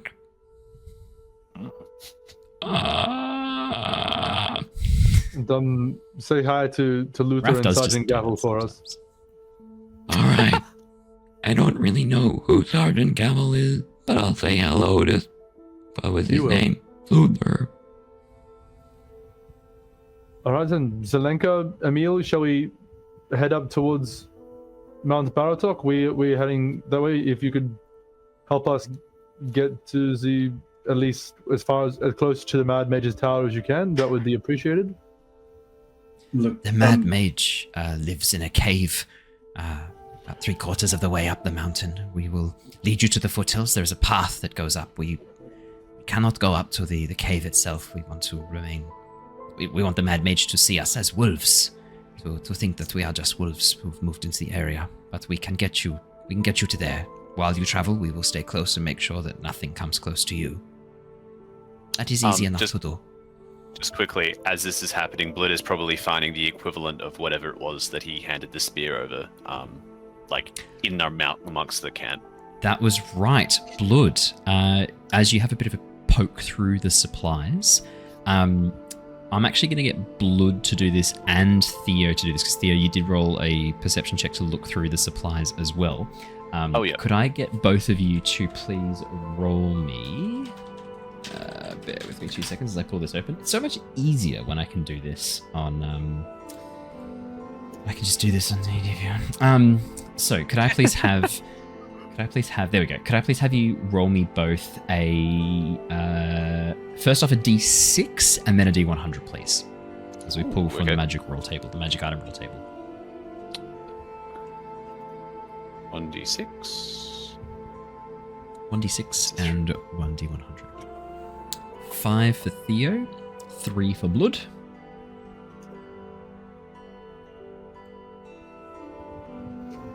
And 37 for Blood. And Theo, what was your D100? For what? For what you find inside the crate. Could you roll me a D100 for a magic item roll table? Cool. As I we go through didn't some know of the stuff. So this is... Didn't know I was looting the crate. I can loot crates. This was from before when you were looting the magic oils, the rare oils. Ah. This is This also... like so in addition to. Oh, so I you're... got a 60 for that. This is for something else. All right, something else. All I right. have another D100, please. This is a bit different. 38. Okay, cool. Oh, cool, 38. cool. 38. Ooh, okay. I am actually not familiar with this item. That is the best possible news. Is it bag of beans? It's not bag of beans. I am intimately familiar with bag Is of it a beans. deck of some sort? It's Deck of not a many deck. beans. Okay. As you Deck of as you reach in, as you go through the stuff, Theo, you come across amongst what looks like a number of other supplies from various adventurers. You find a sturdy leather sack. You can see that it has these patterns like etched into it. Someone has done a lot of work embroidering a series of spiraling shapes and all these like totemic designs around the outside. And as you open up the bag, it appears empty for a moment. Except for the beans. Can't be empty though. As you reach in and begin to move your hand around, you suddenly feel your hand grasp onto something, and as you pull it out, Beans. you're holding a sausage in your hand. Wow, okay. Okay. Bag of sausage. Okay. Beans, let's go. Yeah, it appears to be sort of somewhat preserved. You can see that it has like it's been partially looks like it's been partially smoked, similar to a salami. There's a white layer of mold, not too dissimilar from like a brie or camembert mold on the outside. And as you sniff, it smells lovely. Actually, Theo, you're pretending to be French. You recognize this? It's saucisson, which is like a French preserved sausage. I gobble it up. The whole thing. It's like a whole salami. Lindsay Gobbler. Don't pretend you've never done that before, Owen. We've all I've never done that. I slice it very You've finely. never and have it gobbled a with- whole salami? I've never gobbled a whole. Yeah. That's a big schlong. Yeah, just Could I you- did just seagull. No, you go. Now Theo is schlonging it. Theo, you have a bag of bounty that you have found. This is a essentially a bag that lets you cast create food and water. You can pull up to 30 pounds from this bag. You no longer need to worry about That's a lot of food. rations, or it's a lot of food. You no longer need to worry about rations. And what's more funny for you, it's an instant revelry in a bag. If you get an alchemy jug, you've basically got an instant revelry ready to go. So, party bag. Yeah, party bag. Bag of bounty. The requirements. This is from the Eberron campaign. The requirement for a mark of hospitality not required for this. You don't need to have the mark of hospitality. I'll put it in the thing as well. Not Eberron, sorry. What's that from? From Plane Shift. Ravnica, I think. Ravnica, it is, yeah. With a Oh, button. yeah. It'd be the mark of bounty. Yeah. You can also make a charisma check to try and make finer food with it. Cool. And if you're proficient with cook's utensils, you add your bonus to the check. If you fail the check, a sour and squalid meal is created. But you can create up to an aristocratic meal with this, which is quite funny. Oh, that's so cool. It's a great magic item. This might be one of like the standard magic items that's given out with new adventurers to the Tempest Guild, a bag of bounty, because it does remove the need to worry about rations. That and a bag of holding. Here's your Very bag of nice. holding, here's your bag of Here's your bounty. bag of bounty. Here's your bag of beans, away you Here's go. your decanter of endless water. Get the fuck out of here. Alrighty, now, Blood, what was your roll? 37. Okay. Question is, what happens if you put a bag of bounty into a bag of holding? Nothing. It just goes Is it the inside same bag of thing as holding. two bag of holdings? No, it's not. Because it's not a temporal space. It's actually casting the spell create food. Create food and drink. Yeah, so you don't need a decanter of endless water. The bag of bounty is enough. If I Wait, just you had can a- make wine with this. Really? Sweet. Hang on. So what is a bag of revelry then? Let's go. Nice. Oh no, specifically create food and water. Oh, fuck bullshit. Doesn't let you create Okay, beer, yeah, I'm but sorry. can I create yeast as a food? Yeast is a grapes are food. That's true. Can I create I see water where with you're going with this. slightly aged yeast and grapes in it? Yeah. So, okay, Sure. so You just have to then you just have to ferment it somehow, like in the leather bag. No, it's only It's slightly just like aged. I dripping want out. specifically slightly aged version of that water. Yeah, that's it. Okay. You let me make have a it look. straight into the bag of holding. That it's it. Boom. I'll just have the bag of holding right side up, bag of bounty upside down, just constantly emptying into the bag of holding. That's pretty funny. I like that. I think we need to pair this with a alchemy jug, and you basically got an instant revelry ready to go. Yeah. Like Yeah. you're so good to go. Does Alrighty. 37 happen to be the alchemy jug by any chance? Look, that would be that would be fun. Unfortunately, it's not. Blood, as you reach in and begin sort of like looking around, there's a number of weapons that have been piled up by the werewolves. The weapons are in a different spot. They're not with the sort of random crap that they've gathered. They don't really know what to do with. These are ones that they've gone over and investigated and worked with. As you begin to poke through the things, you find this what looks like a what am I looking for? Like a bound together group of javelins. They all look very similar make as you begin to sort of look through them, and then you realize, despite being covered in dirt, despite being old and looks a bit rusty, you realize one of the javelins, as you look at the blade, the thin patina of grime is covering a very well-made weapon. As you begin to wipe away the outside of the javelin, removing weeks, months of dirt and grime. This was probably left out, dropped in the mud during the rain, left to get dirty. Those are the elements. Yep. Yeah, and it's not been looked after, but underneath, the javelin is in pristine condition. You can see a spiral-like pattern where the blade has been affixed to the shaft, this sort of angular series of half steps, this spiral moving around the outside. and as you touch it cleaned, you feel this sudden jolt of static electricity for a moment. Cool. And as you heft the javelin out, Blood, you think this is... I mean, the fact that it's covered in dirt, there's not a spot of rust, this is definitely a magic item, for sure. This has definitely been enchanted. Could I get you to make me a perception or investigation check to see if you can find the magic word to activate this on the weapon itself? Very cool. That's okay. It's gonna have to be a perception check, wherever that is. Yeah, it's a plus. Oh, it's a +4, so it's not super great. 20 +4. I believe. That's an 8. That's an 8. No text that you can find. It's still pretty dirty. You've got to spend a bit of time cleaning this. But if you sit down, take a long rest, clean this up, yeah, you might be able to find something interesting there. For the players, this is a javelin of lightning. For Blood, just a nice javelin. Hell yeah. Nice. That's a nice javelin. That's Copy a that nice one. into the chat as well, so that we've got copies of everything that you find, so we can add it to the new players. Blood I just could grunts see, and see pulls Ash through. nodding. Do you recognize the javelin of lightning? Have you had one before? I've had it in my Pirates campaign a few times. It's So fucking good. Yeah. That was a good roll. You had 2 above and 2 below 37, 36 to 39, or 35 to 39 would have got you the javelin of lightning. So very nicely done. Awesome.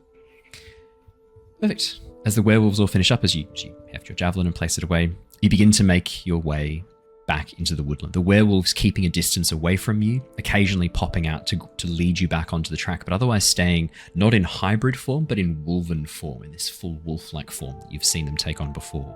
Just to be a Yes. little stick in the mud here. Yeah, man. Boys, do we, I know we have pressing things to do, but I really could go for a rest. I am fully exhausted. How about everyone else Well, here? so We simply do not have time. We cannot spend the 8 hours if we want any hope of getting back to the Abbey in time to revive Grinner. So if you want a nap, you can stay here. But if we're going to save our friend, we have to be on the road. If we're on our way to Mount Baratok, it's going to take us, or to wherever the Mad Mage is, it's going to take us a few days to get there anyway, so we'll get the opportunity to rest. Am I correct in that? It's going to take you at least one night camping, definitely. With the werewolves guiding you and leading you through some of the more secret tracks, it won't be more than one night camping out in the wilds. But the werewolves have said they'll protect you and keep an eye out for you. I think if the werewolves can keep going, I think we best to walk through the night if they can guide us. Rest with them on a way to mountain. No You're rest just angry now. about last time, aren't you, Theo? All right, we'll go. Jonor, I guess you could always ride last- Theo and have a sleep while he carries you. That's fine. I can carry you. I can be much bigger now. Cool, and we'll travel and see how we go. If we do Um, rest, then yeah. Emil, Zelenka, do you think you can guide us through the night, or will we have to stop to make camp? We can guide you through the night. Yes, it's how we prefer to travel. We're happy to stop though if you wish to rest.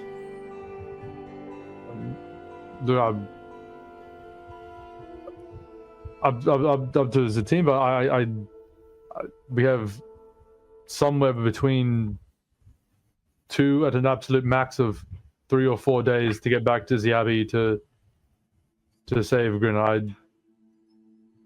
know he would for us. With the exception of being on guard, he would definitely not fall asleep on us. So if we just push through the night, we might be able to get back and still have enough time to save him. Oh, I'm hoping with the chat with the Mad Mage will be a lot more talk and a lot less fighting anyway. Depends on what you say. Well, yes, but Mage if, is mad, yes. look, if Might be. mad isn't crazy, not mad isn't angry. Does Theo know this?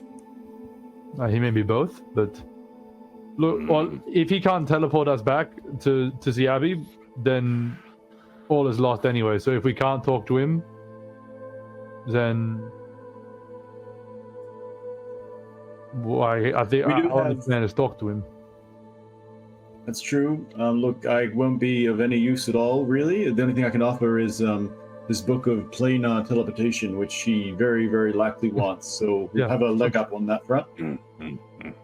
Look, I think that's a very big leg up. But like I said, if you want to sleep on my back, I will carry you through the night. Look, if that works, Jonor would take it. Yeah, I can be quite big, and I can stay in bear form for hours now. So Cool. Done. Alrighty.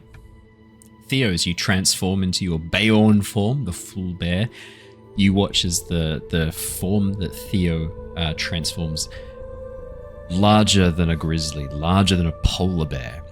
He stands easily from foot to shoulder, about 8 feet tall. This enormous ursine form, large antlers curling and twisting from his head, the back hind legs of a deer muscular and powerful, the hooves stomping into the dirt impatiently as you wait for Jonor to climb up onto your shoulders. Jonor, it's really quite fluffy and soft up here as you nuzzle into Theo's nape. There's almost like a bit of a what's what I'm looking for? Like a mane of fur, very similar to a grizzly around the upper shoulders. This very, very densely packed, tight fur with a nice soft undercoat as you nuzzle on in and nestle on in. Easily could fall asleep. We do Just have art. It's easy popping up right on now. the upper limbs. That bumps my head when you sort of step heavy there. Just give the shoulder blades coming in. Just please walk a little bit lighter. I'd like that. Thanks. That's it. I can also do a full-sized picture as well if you guys would like to see it. Here we go. Bada-boom. There is the Beorn. Enjoy. I'll leave it up for a moment. It does cover my face. So excellent. I'll leave it up for the whole rest of the stream. Everyone will be happy with that. Tithla, you're riding on Dracob's back, I imagine? She can't do that yet, but she's running. Yep. Okay. No dramas at all. There's probably room for one other person on Yeah, Theo's back. Theo tries to scoop you up, like to sit like Yeah. directly behind his neck, holding onto his antlers. She wouldn't fight that. She wouldn't have gone for it, but she won't fight Yeah, I knew you wouldn't go. So I'll force into the cuddly spot. it. Perfect. Hey, you can see, like, she goes to cuddle. You feel it. She goes to nuzzle in a little bit and then stops, and then just sort of puts her head down a little bit. Yeah, Theo cracks a warm, happy smile, knowing that things are a bit better between the two of them. As you take off into the densely packed woodlands, the forest of the Svarlich Woods. The journey over the next few hours is uneventful. The werewolves, true to their words, scaring off whatever dangers there might be waiting for you, lurking for you in the woods. And the werewolves move swiftly. Theo, you are just keeping up with them in your Beorn form. The Beorn form not particularly swift, much more. I mean, swifter than a normal bear. Like you've got the stamina of the elk that makes up part of your Question. DNA. Yeah. Is Emil just kind of running? Because he's not a werewolf yet. He's been no. By the time you guys catch up with him, he has well and truly been bitten. Oh, okay, good. They've got up. Yeah. Guys! What up? Help me! Just Help like, me! coming! No, he and Wouldn't that be what Killian and Axel are doing at the back? that's exactly what Killian, Axel, and Blood are doing. Is just Yeah, running but you're not along like behind. a minute old either. Yeah, that's true. right. That's a good point. As you begin carrying on, moving through, it's hard going. The path that the werewolves are taking far better suited for quadrupedal creatures. Jonor, on the back of Theo, you rest up and begin enjoying a lovely sleep. As Tithla sort of occasionally has to like just shove you a little bit more on as you begin to sort of slide off at different points. Blood, Axel, and Killian, it's tough going. Could I have, please, from each of you, a survival, athletics, or acrobatics check? Your choice. Killian will have disadvantage of this because of his exhaustion. What is the pace? Nothing like making him run through the night to fix his exhaustion. Yeah. What is the pace roughly? Like because like Blood can move 40 feet. I think And Axel that- can too. So it's only Killian who's struggling to keep up. Axel, while being a little stout gnomish gentleman, which is just kicked my computer. Sorry about that. Little stout gnomish gentleman is actually pretty quick on his feet, pretty lithe. His little feet, like, you know, like how seagulls when they're moving quickly across the sand. He's like, that's Axel right now.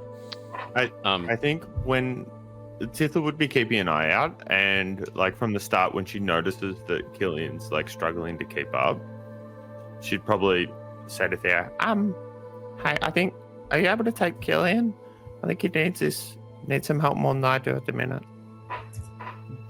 I can't carry both. I can carry you and Jonor. I don't know if I could carry Killian and Jonor.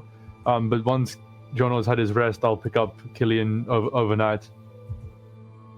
Okay, just because I run pretty good.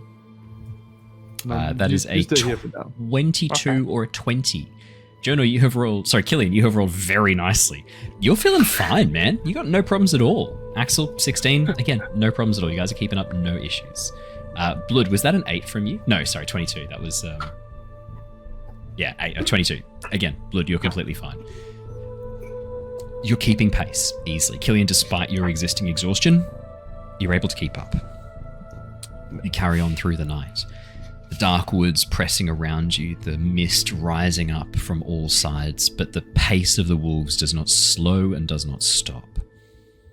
It's only when the grey light of dawn begins to break through, you see the woodland begin to shift, begin to move from very densely packed, overgrown, tangled roots to more sparse field-like areas. And as you look, you can see the mountain rising above you as you emerge from the tree line into the foothills of this enormous mountain. All around Barovia, half hidden by the mists, you can see a mountain range. Barovia is a valley nestled in amongst these enormous mountain ranges. But Mount Baratok rises above them like a giant. It dwarfs the other mountains. You can see the entire tip covered in a thick layer of snow, almost invisible above the layer of the mist. It rises so high. The wall of mist pressing up against it almost seems diminished in its just next to this enormous Goliath. You continue on, the wolves keeping pace, the rest of you really starting to feel the effects of fatigue now breaking in. By the time the wolves... Yep, there. Sorry, I was going to say, after Jonor's had his rest, I would be kicking him straight off and popping Killian on. So I can stay, I think, 5 hours. So I'll just use another use of the wild shape to stay in Bjornling form. And then I can get that back after a short rest. So 10-minute break here, and then I can keep carrying either Jonor's had his rest, give Killian a long rest so he can drop that exhaustion and just keep the team going like that. Perfect. You can even have Tithla and Axel swap in that case. Yeah, swap the little one out. Easy done. Jonor and Tithla, could I please get a survival, athletics, or acrobatics check from each of you? Your choice. Oh, Absolutely. Survival, athletics, acrobatics, did you say? Yeah, pick one of those and roll it, whichever you would like. We'll go with the bigger number one, eh? I mean, I guess you could. There's lots of options.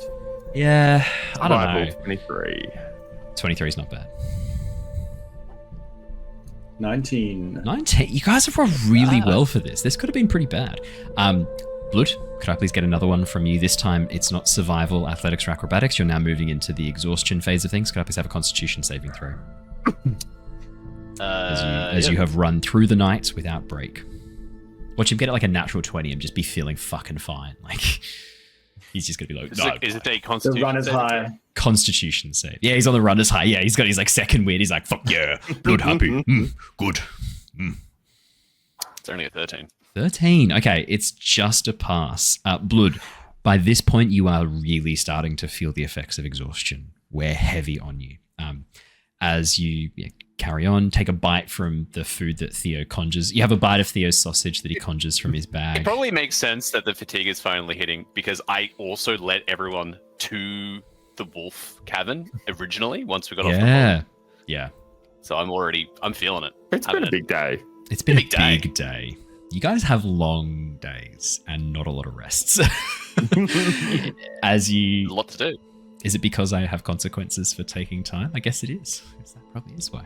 As you make your way onwards, the tree line completely gone. Now the challenge covering this rocky terrain and trying to keep that pace as you begin to ascend the side of the mountain.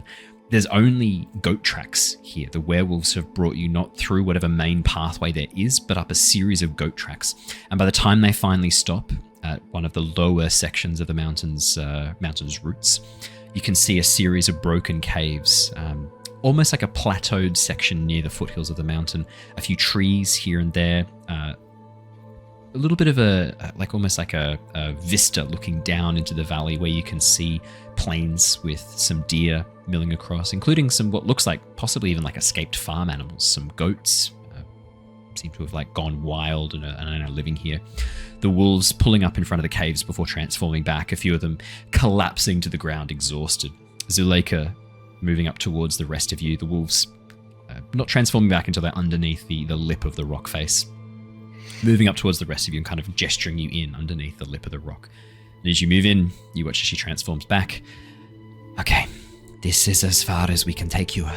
Just over the rise there is a pathway leading up the mountain, a track that was used by people long ago. It is in some disrepair, but it should take you up to the cave where the Mad Mage has made his home. Be careful. You have done a great service to the werewolves here, to my pack. I would hate for you to fall at the hands of the Mad Mage. Oh, Blue just yawns. Thank you, Zuleika. Take 10 minutes, have a rest with us. We have some supplies while the rest of us begin to make this into our home. Take a short rest here if you wish. We will keep watch. There is no need for you to worry about any danger here while we get this cave set up, and then make your way up. Do I need to take a point of exhaustion or anything for that? No, but I will get you to roll. I should have got you to roll Constitution saves as your Bayorn as you do this. Cool. Well, Just a single one. I had to add my Wiz modifier to con saving throws while I'm Bjorning form, so that's going to help you out a bit. Yeah, so that'll be a Bayon's already got pretty 12. fucking awesome Constitution. Oh wait, that's the Bjorning. Oh wait, that's gonna be even better than plus 12. The Bayon's even better. Con is. Oh, it might not be significantly better. The Constitution's not the one that changed the most. I think it was Strength that changed the most. No, there's actually somehow. What am I saying? I have a +7 in Constitution. What's that? Oh, that's factoring that in. That's factoring in the bonus. That's fine. Okay, so it's a +6. I was going to say. So it's not a +12. No. I was going to say. Plus 3 plus your Wiz. Yeah. Yep. 15. Am I right in understanding that riding the Theo up was a long rest, not just to avoid the Constitution? Is that what you're saying? You can take it as a long rest. Yep. You can okay, so as we get to the cave, I guess I'm like slobbered down the side of the Bayon form, and just like really like on the verge of, is he going to take another breath through this like really horrendous? And then like, Jonor, snore. knowing that you're probably hungry, just quickly pokes the sausage in there for you to have a bite. And I've taken to use an Axel as a pillow. Yeah, that's fine. The two of you like chainmail, spooning. but yeah. As you go to move away, Killian, you feel some hairs in your beard get torn out as the chainmail has shifted and caught some of the beard hairs as you pull it free. Ow! Ow! Totally worth it. Ow! Yeah, so Jonor, Tithla, Axel, and Killian, all of you have had a long rest. Theo and Blood, the two of you, are getting a short rest before you continue. That's good. Cool. That just gets me my wild shapes back. Perfect. In this short rest, I'm going to use my divination feat, third eye. So read any language. I'm going to flick open this book and have a read before I actually hand it over. So take away anything of import. What language is it any language, or do you pick a language to read? Read any language. So I'll tell you in a moment. Yeah. It is the third eye. Bonus action, choose from the following benefits. Mm-hmm. You can read any language. That's just the You could read any language. Jonor, as you begin to flip through the book, this is the book that you recovered from Victor Valakovich in That's right. Valak. This is Spheres the of book the that he has. Astral Space, I found the name was. Wow. Jonor, This book, a large portion of this book you were unable to read. It was written in a language you didn't recognize, a number of different languages on display here. But as you begin to flick through the book, paying attention, your third eye, does it like an actual third eye open in your forehead, or is it much more of like an arcane thing? You sort of draw this like arcane rune on your forehead, and then as it sort of hangs there glowing, that's when you can access it. Or is it like Doctor Strange, where you're like... It's going to be a third eye that comes out from in front and someone in front. So that's maybe the depictions of Lysander, whatever she's being depicted as. It's that eye that assists. So, and as it opens and reads, it shines a light onto it and it converts the letters for me. Yeah, like you form like an arcane eye with your hands, making a symbol, and as you move it over the pages, it translates what you see in that gap between. Yeah, sick. Yeah. Cool. I like that. That's really cool. And a lot less disturbing than having like an actual third eye open in your forehead. It's like you frown and then the wrinkles come together, then open up into an eye. Oh, God. Also, I'm gonna make a very contentious statement. Third eye should be depicted as vertical, so that you've got like the three, like the triangle shape. Just saying it now. They look way better too. It's way better vertical. Yeah. Just saying. Jonor, as you begin to pore over the information on the page, you've got about 10 minutes here as you do so, while the others take a long rest, 10, 15 minutes. There is a lot of information here. Could you please roll me an Arcana check to see how much of this you're taking in? Absolutely. And you're sort of trying to focus in on certain things, it sounds like. So the Arcana's sort of like you directing your attention. Breaking plane. So we're trapped in a plane. Yeah. That's the focus. I figured that was the focus.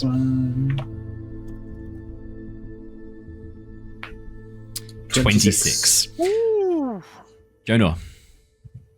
There's not just text in here that is written in other languages. There's text that's been deliberately ciphered. As you begin to pore over it, I'm going to interpret read any language. Doesn't necessarily solve the cipher immediately, but it does show you, like, it translates it into what you can do to be able to analyze it and be able to read it. Oh, and it is also a brand new day. Thank you, Jay. That is a good reminder. It is a brand new day. Roll your portents as well. Oh, thank you. Yes. Brand new portents. Yep. As you begin to look through the book, specifically trying to locate information on the making of planes and the breaking of planes, you come across a section that specifically talks about demi-planes. Demi-planes that are existing outside of the normal spheres. Planes, in the general sense, are almost like contained places inside the astral sea. Physical locations, but also locations bound together by the weave. 17 and a 2 for your portent. That's pretty fucking perfect. That's great. Ideal. That's really good. The planes are not just they're not just physical locations. They're also places that are bound together by the weave. And there are many ways to travel between them. You can physically do so. If you were to charter a starship through the astral sea, you could travel physically between the different planes. But most people, given how large and how dangerous the astral sea is, choose to use magic, planar transport. But demi-planes are a little bit different. There are small, simple demi-planes, little pocket dimensions that are created in the process of making some magic items. Bag of Holding is a prime example, a small little pocket space that's kept inside the astral sea. It's not really a physical location that can be accessed very easily. I mean, the astral sea is so big, theoretically you could, but practically you'd never be able to stumble across all the fucking Bag of Holding pocket dimensions unless you were very, very lucky. Demi-planes, however, are a bit different. They exist at the edges of reality, the edges of the astral sea, sometimes moving, sometimes shifting. This one focuses on a couple of examples, mainly focusing on the Shadowfell. A place that's not quite a real, like a solid plane of existence, a moving demi-plane. Imagine almost like a really large moon that's not tethered to any planet that kind of travels through the astral sea. That's the best example of these demi-planes. And it talks about the Shadowfell, this pocket dimension ruled over by the Raven Queen, concentrated shadow magic making its home and creatures living there. It's not locked or isolated, but there are other demi-planes that are bound or sealed, unable to be accessed. And right in the margins of the page, the 26, another example is given. Not of a demi-plane, but of a plane that is locked away. plane in its own solar system, a star with only 3 planets, 1 gas giant, 1 very small frozen ball in the very center, and then in the middle, a planet with 2 moons, sealed and locked away where planar transport is impossible, but said to be the home of the giants. And you realize as you read through this, it's talking about Nostea, your home. A sealed plane. Very intriguing. But you're here for demiplanes. And as you go further, there's a section marked Domains of Dread. The language is somewhat flowery, not very scientific, but it speaks of a number of places in what's known as the Shadow Nebula, a section of the astral sea filled with strange mist that befuddles the mind, warps the senses to those who try to travel through it. It is said that inside are a number of demiplanes sealed away, locked off from access, that contain the playthings of the dark powers. Entities or creatures that are locked within these. An eternity of torment at the whims of the dark powers.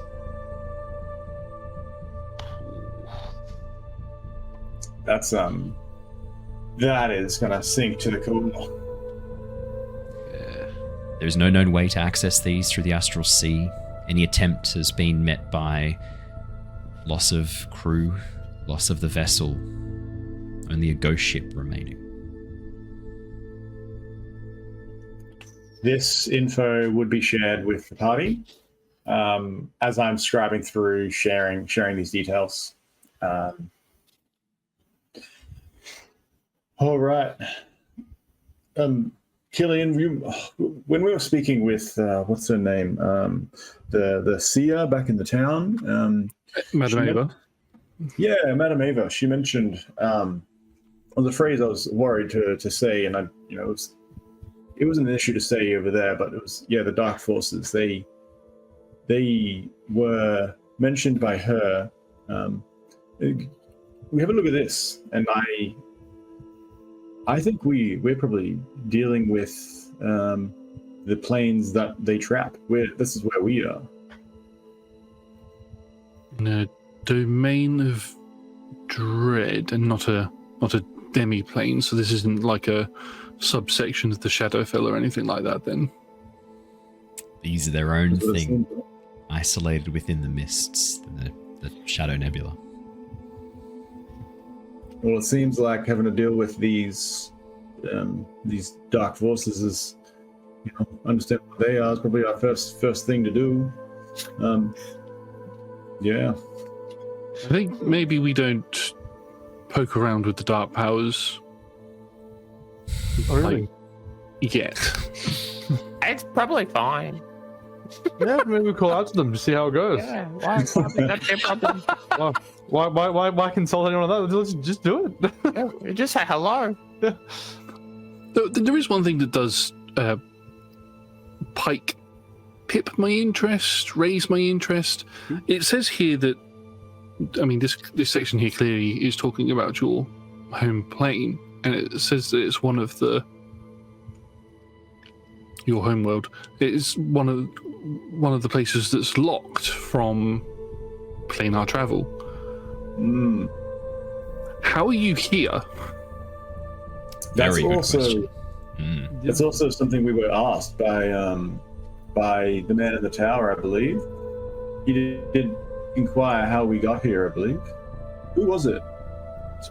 The fact that we were here is surprised. Van Richten. Yeah. Was it? Well, Was it regardless, they seemed. Yeah. No, I thought it was the man in the castle. He did ask us. He's like, he smelt it on us or something. Oh, at Arginvostolt. No, what are you thinking of? He's thinking. I thought, out of game. I thought Strahd did. He did know that we were from Nostea, and he's like, well, how did you get through? I thought that was locked off. Then he had a revelation about how it was no longer locked off.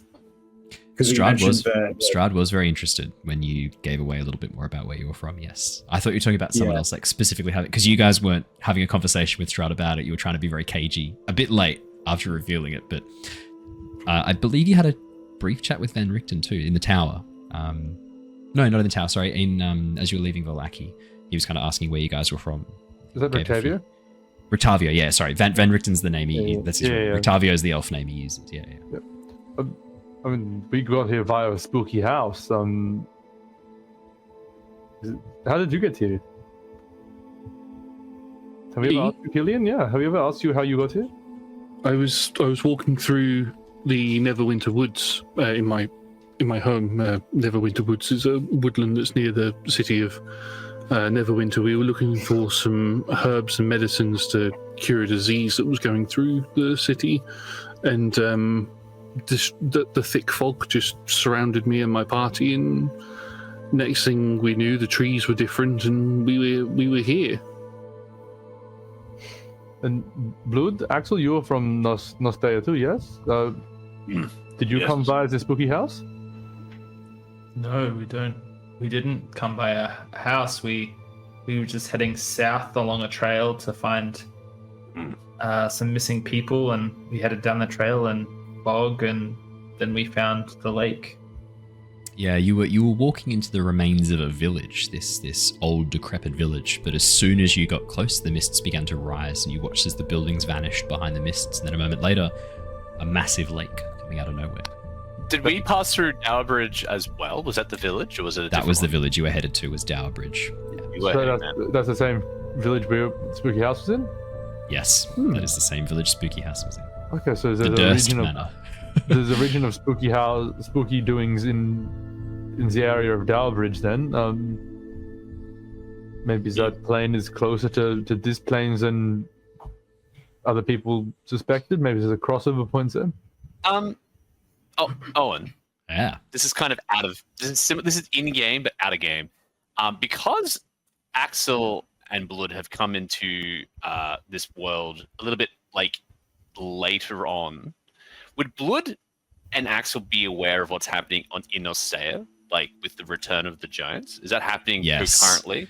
Yes. There you go. Yeah. So I think Blood would say at that, you say planar travel being blocked? I Blood don't think that is the case. Giants returned to Nostea not long ago. What? I assume there's like a That's calendar year system in Nostea. Yes. Yeah. What? Out of interest, what calendar year was it when you left? When the giants came back? I have no idea. Because the calendar that I'm working on is still a little bit work in progress. I was trying to decimalize it because I love the metric system. But do a decimal. But it's hard to decimalize a calendar system when you're so used to the fucking shit show we run. It's been about a month and a half, 2 months between. Okay.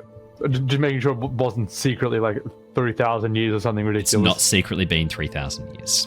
Okay. But it's been like a month, and the giants' family were not back when we left. That's fable. They haven't been around for, like, I've never read a book where they have been in existence. Are you sure of this? Yes. They weren't Big just really commotion. tall people. They are giant, hard to miss. Hard to miss. Big giants come from sky, come from ground, come from other places. There was big commotion in not Oxenfurt, but Palin. one of the other cities. Palin. And then Cloud Giant King come, beat some dragon, and then all of a sudden all giants come. Big battle.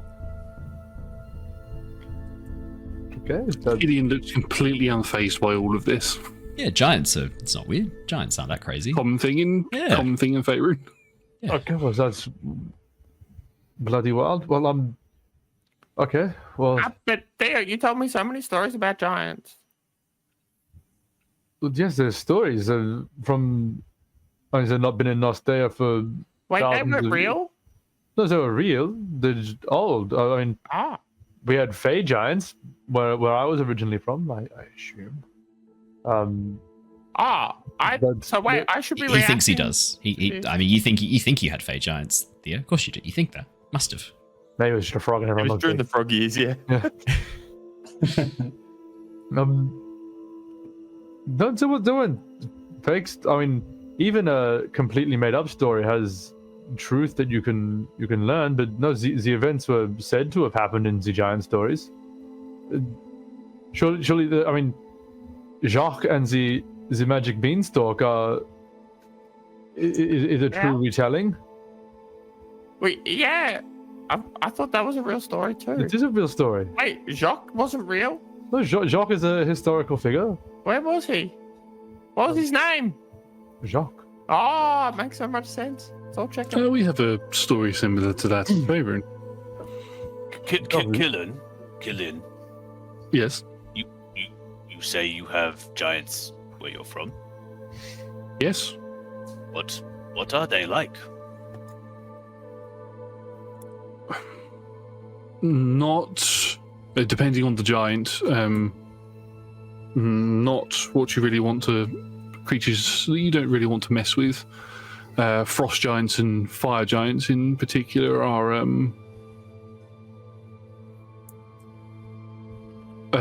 can be a bit of a menace to local towns and areas. Storm and cloud giants are probably what would be considered rare among the giant kind, and stone giants would be the most. Probably stone and hill would be the most common, and then Yeah, very, very rare to see stone above ground, but hill, yeah, for sure. yeah, and then frost and fire giants are obviously native to their local areas, but sometimes we've had a couple of frost giants walk down from. Hang on, trying to think of where it's called. Icewind? From the Dale? north. I'm just going to say from the north. Icewind Dale, thank you. From Icewind Dale, we've had a few raids come down and stuff, so some fights against them and stuff, so. Oh, so live well with giants then. Troubles? Goliaths we do. Goliaths are kind of a subspecies of giants. They're very common around Faerun. Most of them are incredibly friendly people. In fact, one of my closest friends in Neverwinter was a Goliath barbarian, actually. Very nice man. He was descended from a hill giant, I believe. At least that's where he can trace his family lineage. Now barbarian ancestry back to the giants. We introduced that with the Return of the Giants campaign as like a fun thing. So I introduced that like a year and a half ago. And then they bring it out with the latest rules. Like, look, I'm happy with that. That's great. I loved the Goliath ancestry. So cool. They've been watching. If you have been watching, get good. Be better, all right? Be better. Stop shutting the website down when we try and stream. Oh, and stop fucking laying off all your staff and being corporate. Get rid of Hasbro. You don't need them. We don't want them. Be better. Stop and playtest your stuff before releasing it. Yeah, give it to us. We'll playtest it for you. Get 32 AC on a Ranger. We'll playtest it for you. I'm more than happy to do that. Yeah, I'm more than happy to playtest. I think that's exactly what they're doing, is just releasing it and then just letting everyone playtest it. And then in a few years, they get to release an amendment to that and sell it all over again. Yeah, that's it. Profit. Perfect. As Killian takes you through his understanding of giants, you kind of share this information. It's sort of getting towards like just after midday now, as the sun begins to, as much of the sun as you can see behind the wall of mist and constant cloud cover. But as it moves a little bit more around the side of the mountain, the shadow cast from it brings with it a chill in the air as you begin to set off. It doesn't take you too long to find the edge of this old abandoned goat track up towards the mountain. Clearly this was once a well-used pathway, once looked after, but that was a very, very long time ago. The stone markers on the side of the road have been eroded away by wind and time. whatever symbols were once upon them have long ago been evaporated to dust. Passageway up the side of the mountain, you carry on for about 3 or 4 hours. There are sections where rock slides have taken out the path and you have to clamber over them, moving over the rock face. But with Tithla, what's your favorite terrain, Tithla? Forests, yeah? It's not really a thing anymore. Oh, yeah. I keep forgetting that favored terrain doesn't exist anymore. I used to love I already favored went to go terrain. and look it up. I thought it was good. I liked favored terrain. Give Rangers favored terrain back. Come on. But I get more Hunter's Mark, so... But like, I just could give... do both. Like Rangers... It's not like Rangers have got a problem with too much power, right? Like, I think we can all agree that they don't need a nerf. I think it's just one of those abilities that just feels really bad if you take it and then that terrain is not in your campaign. Your DM either has to then make all that terrain happen, or it feels bad. I'm in this moment homebrewing back in. You get 2 favored terrains, Forest and Mountain Tithla. I think they should be able to change it. Yeah, each long rest you should be able to change it. I agree. Familiarize It's yourself not a with the terrain. favorite. What was that? It's not a favorite if you get to change it every other day. Favored, not favorite. It's favored terrain. Favor can change. That's the thing about favor. I won't accept it. Okay. Change the name. Tithla's fucking useless. You're looking to Tithla for help, and she like sprains her ankle on like the smallest pebble. She's hopeless in this terrain. No, I don't know. Rocks fall, Tithla With dies. Tithla, yeah, rocks fall, Tithla dies. Yeah, no, with Tithla's expertise out in the wilds and traversing difficult terrain, Tithla assists you all, like, giving you advice on where to go. I mean, your perception's also not too shabby, Tithla. So you're also giving a lot of advice on like pathways that the team can take. Sorry, say it correctly. Pretty fucking good. Is that not what I said? You said it's okay. Pretty fucking good. Your perception's pretty fucking good. What is it? It's not a +9. It's got like a +8 or something ridiculous. +10. Ooh, big dig. Oh, there you go. Okay. Yeah, just like the new summoned werewolf guy. Yes, just like that. Slonging it. Just as an aside, were we not warned that the Mad Mage vaporizes people as they walk up this path? Should we be being stealthy or declare? Like, do you either announce ourselves or do you go in stealthy? What's our play here? I think that was literally my next question. This might be the one time that we want Jonor in the front. As a meat shield, yes. Well, as a counterspell shield. I think just because of my very personable attitude and being a wizard, I think I'm actually perfect for this. Thank you very much. I wholeheartedly agree. Yeah, thank you, of course. Wizards always love to share knowledge and understandings of the world, particularly what's packed in this one. So, announcing ourselves. I could go a big crack of thunder, but that'd be somewhat warning. Anyone else have a horn or some sort? Surely, Theo, you can do bust out the song horn. But yell real loud. Hello. Nice.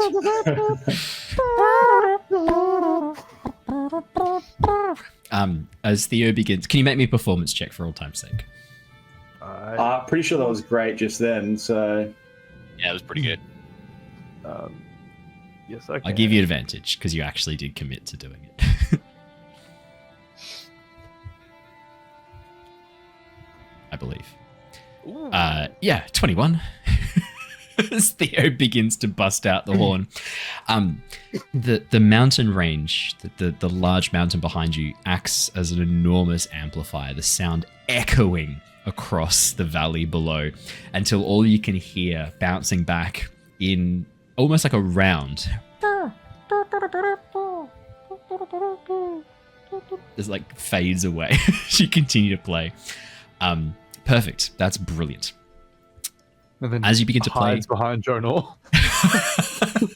As you begin to play, making this loud cacophony of very, very excellent music. But it's the same few notes just over and over again. And after like about 10, 15 minutes of playing, you begin to hear the sound of wind picking up. And a moment later, you watch as the clouds above begin to spiral into a tempest And as this enormous pillar of wind drops down, dragging the clouds with it, you see at its center a figure dressed in long, flowing, tattered clothing, this cape behind him, dark hair, dark beard, drop down from the sky. And as he stops in front, lightning crackles around him as the storm clouds muster. And as the figure turns towards you, you hear a booming voice amplified by magic. What is that tune? That is where we're going to wrap up for tonight. Damn. Thank you so much for joining us, everybody. Actually, no, there's one more thing I'm going to leave you with before we go. As the figure hovers there, Jonor, in particular Jonor, have the strangest sense of deja vu looking at this figure's face. There's something about it that's familiar. Pale skin, hollow cheeks, the dark hair pulled back, a little bit matted and longer, and the beard. You really struggle to put your finger on it, but there's something about this person that looks familiar. Could you please roll me a perception or insight check?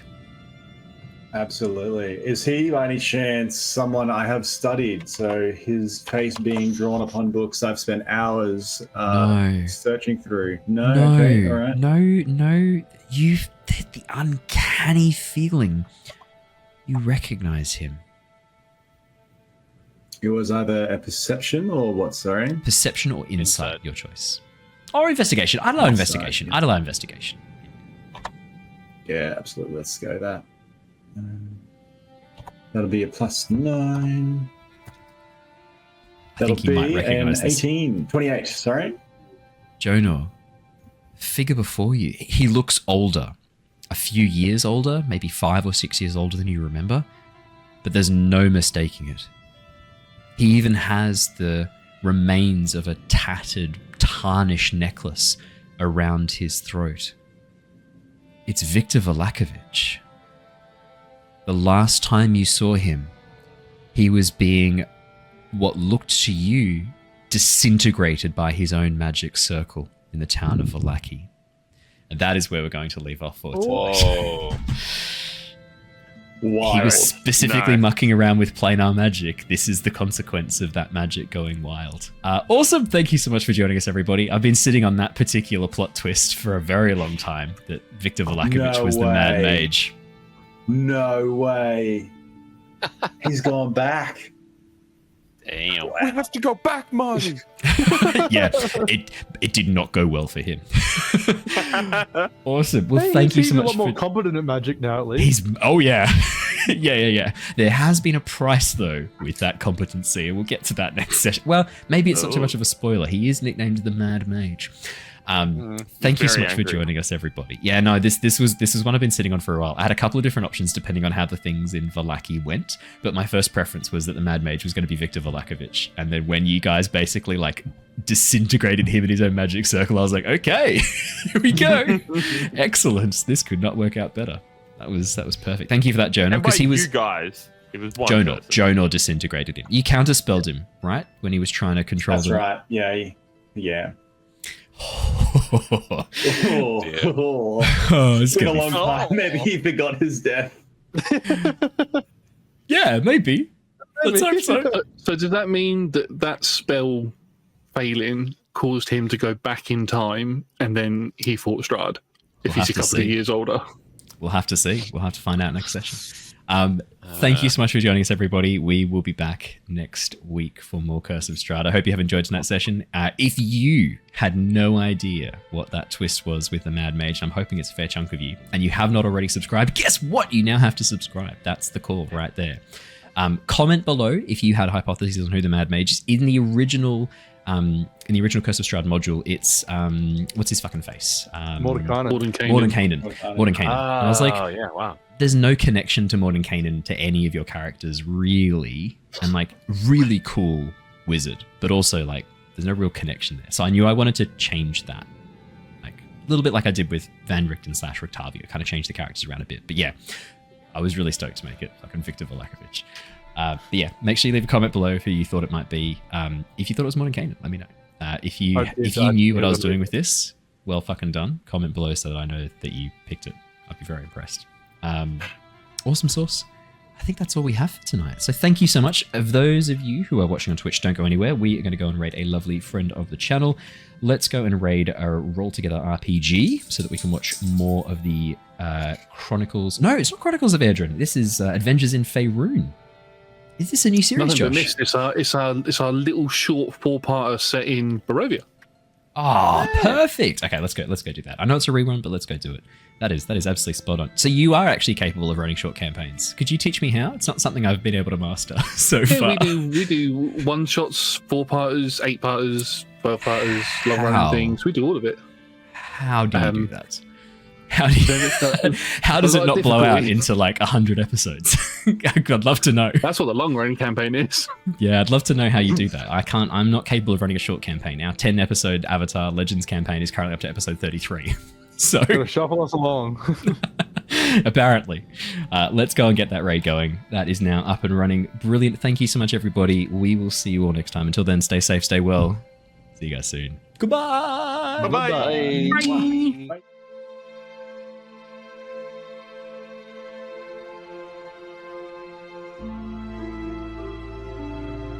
Bye.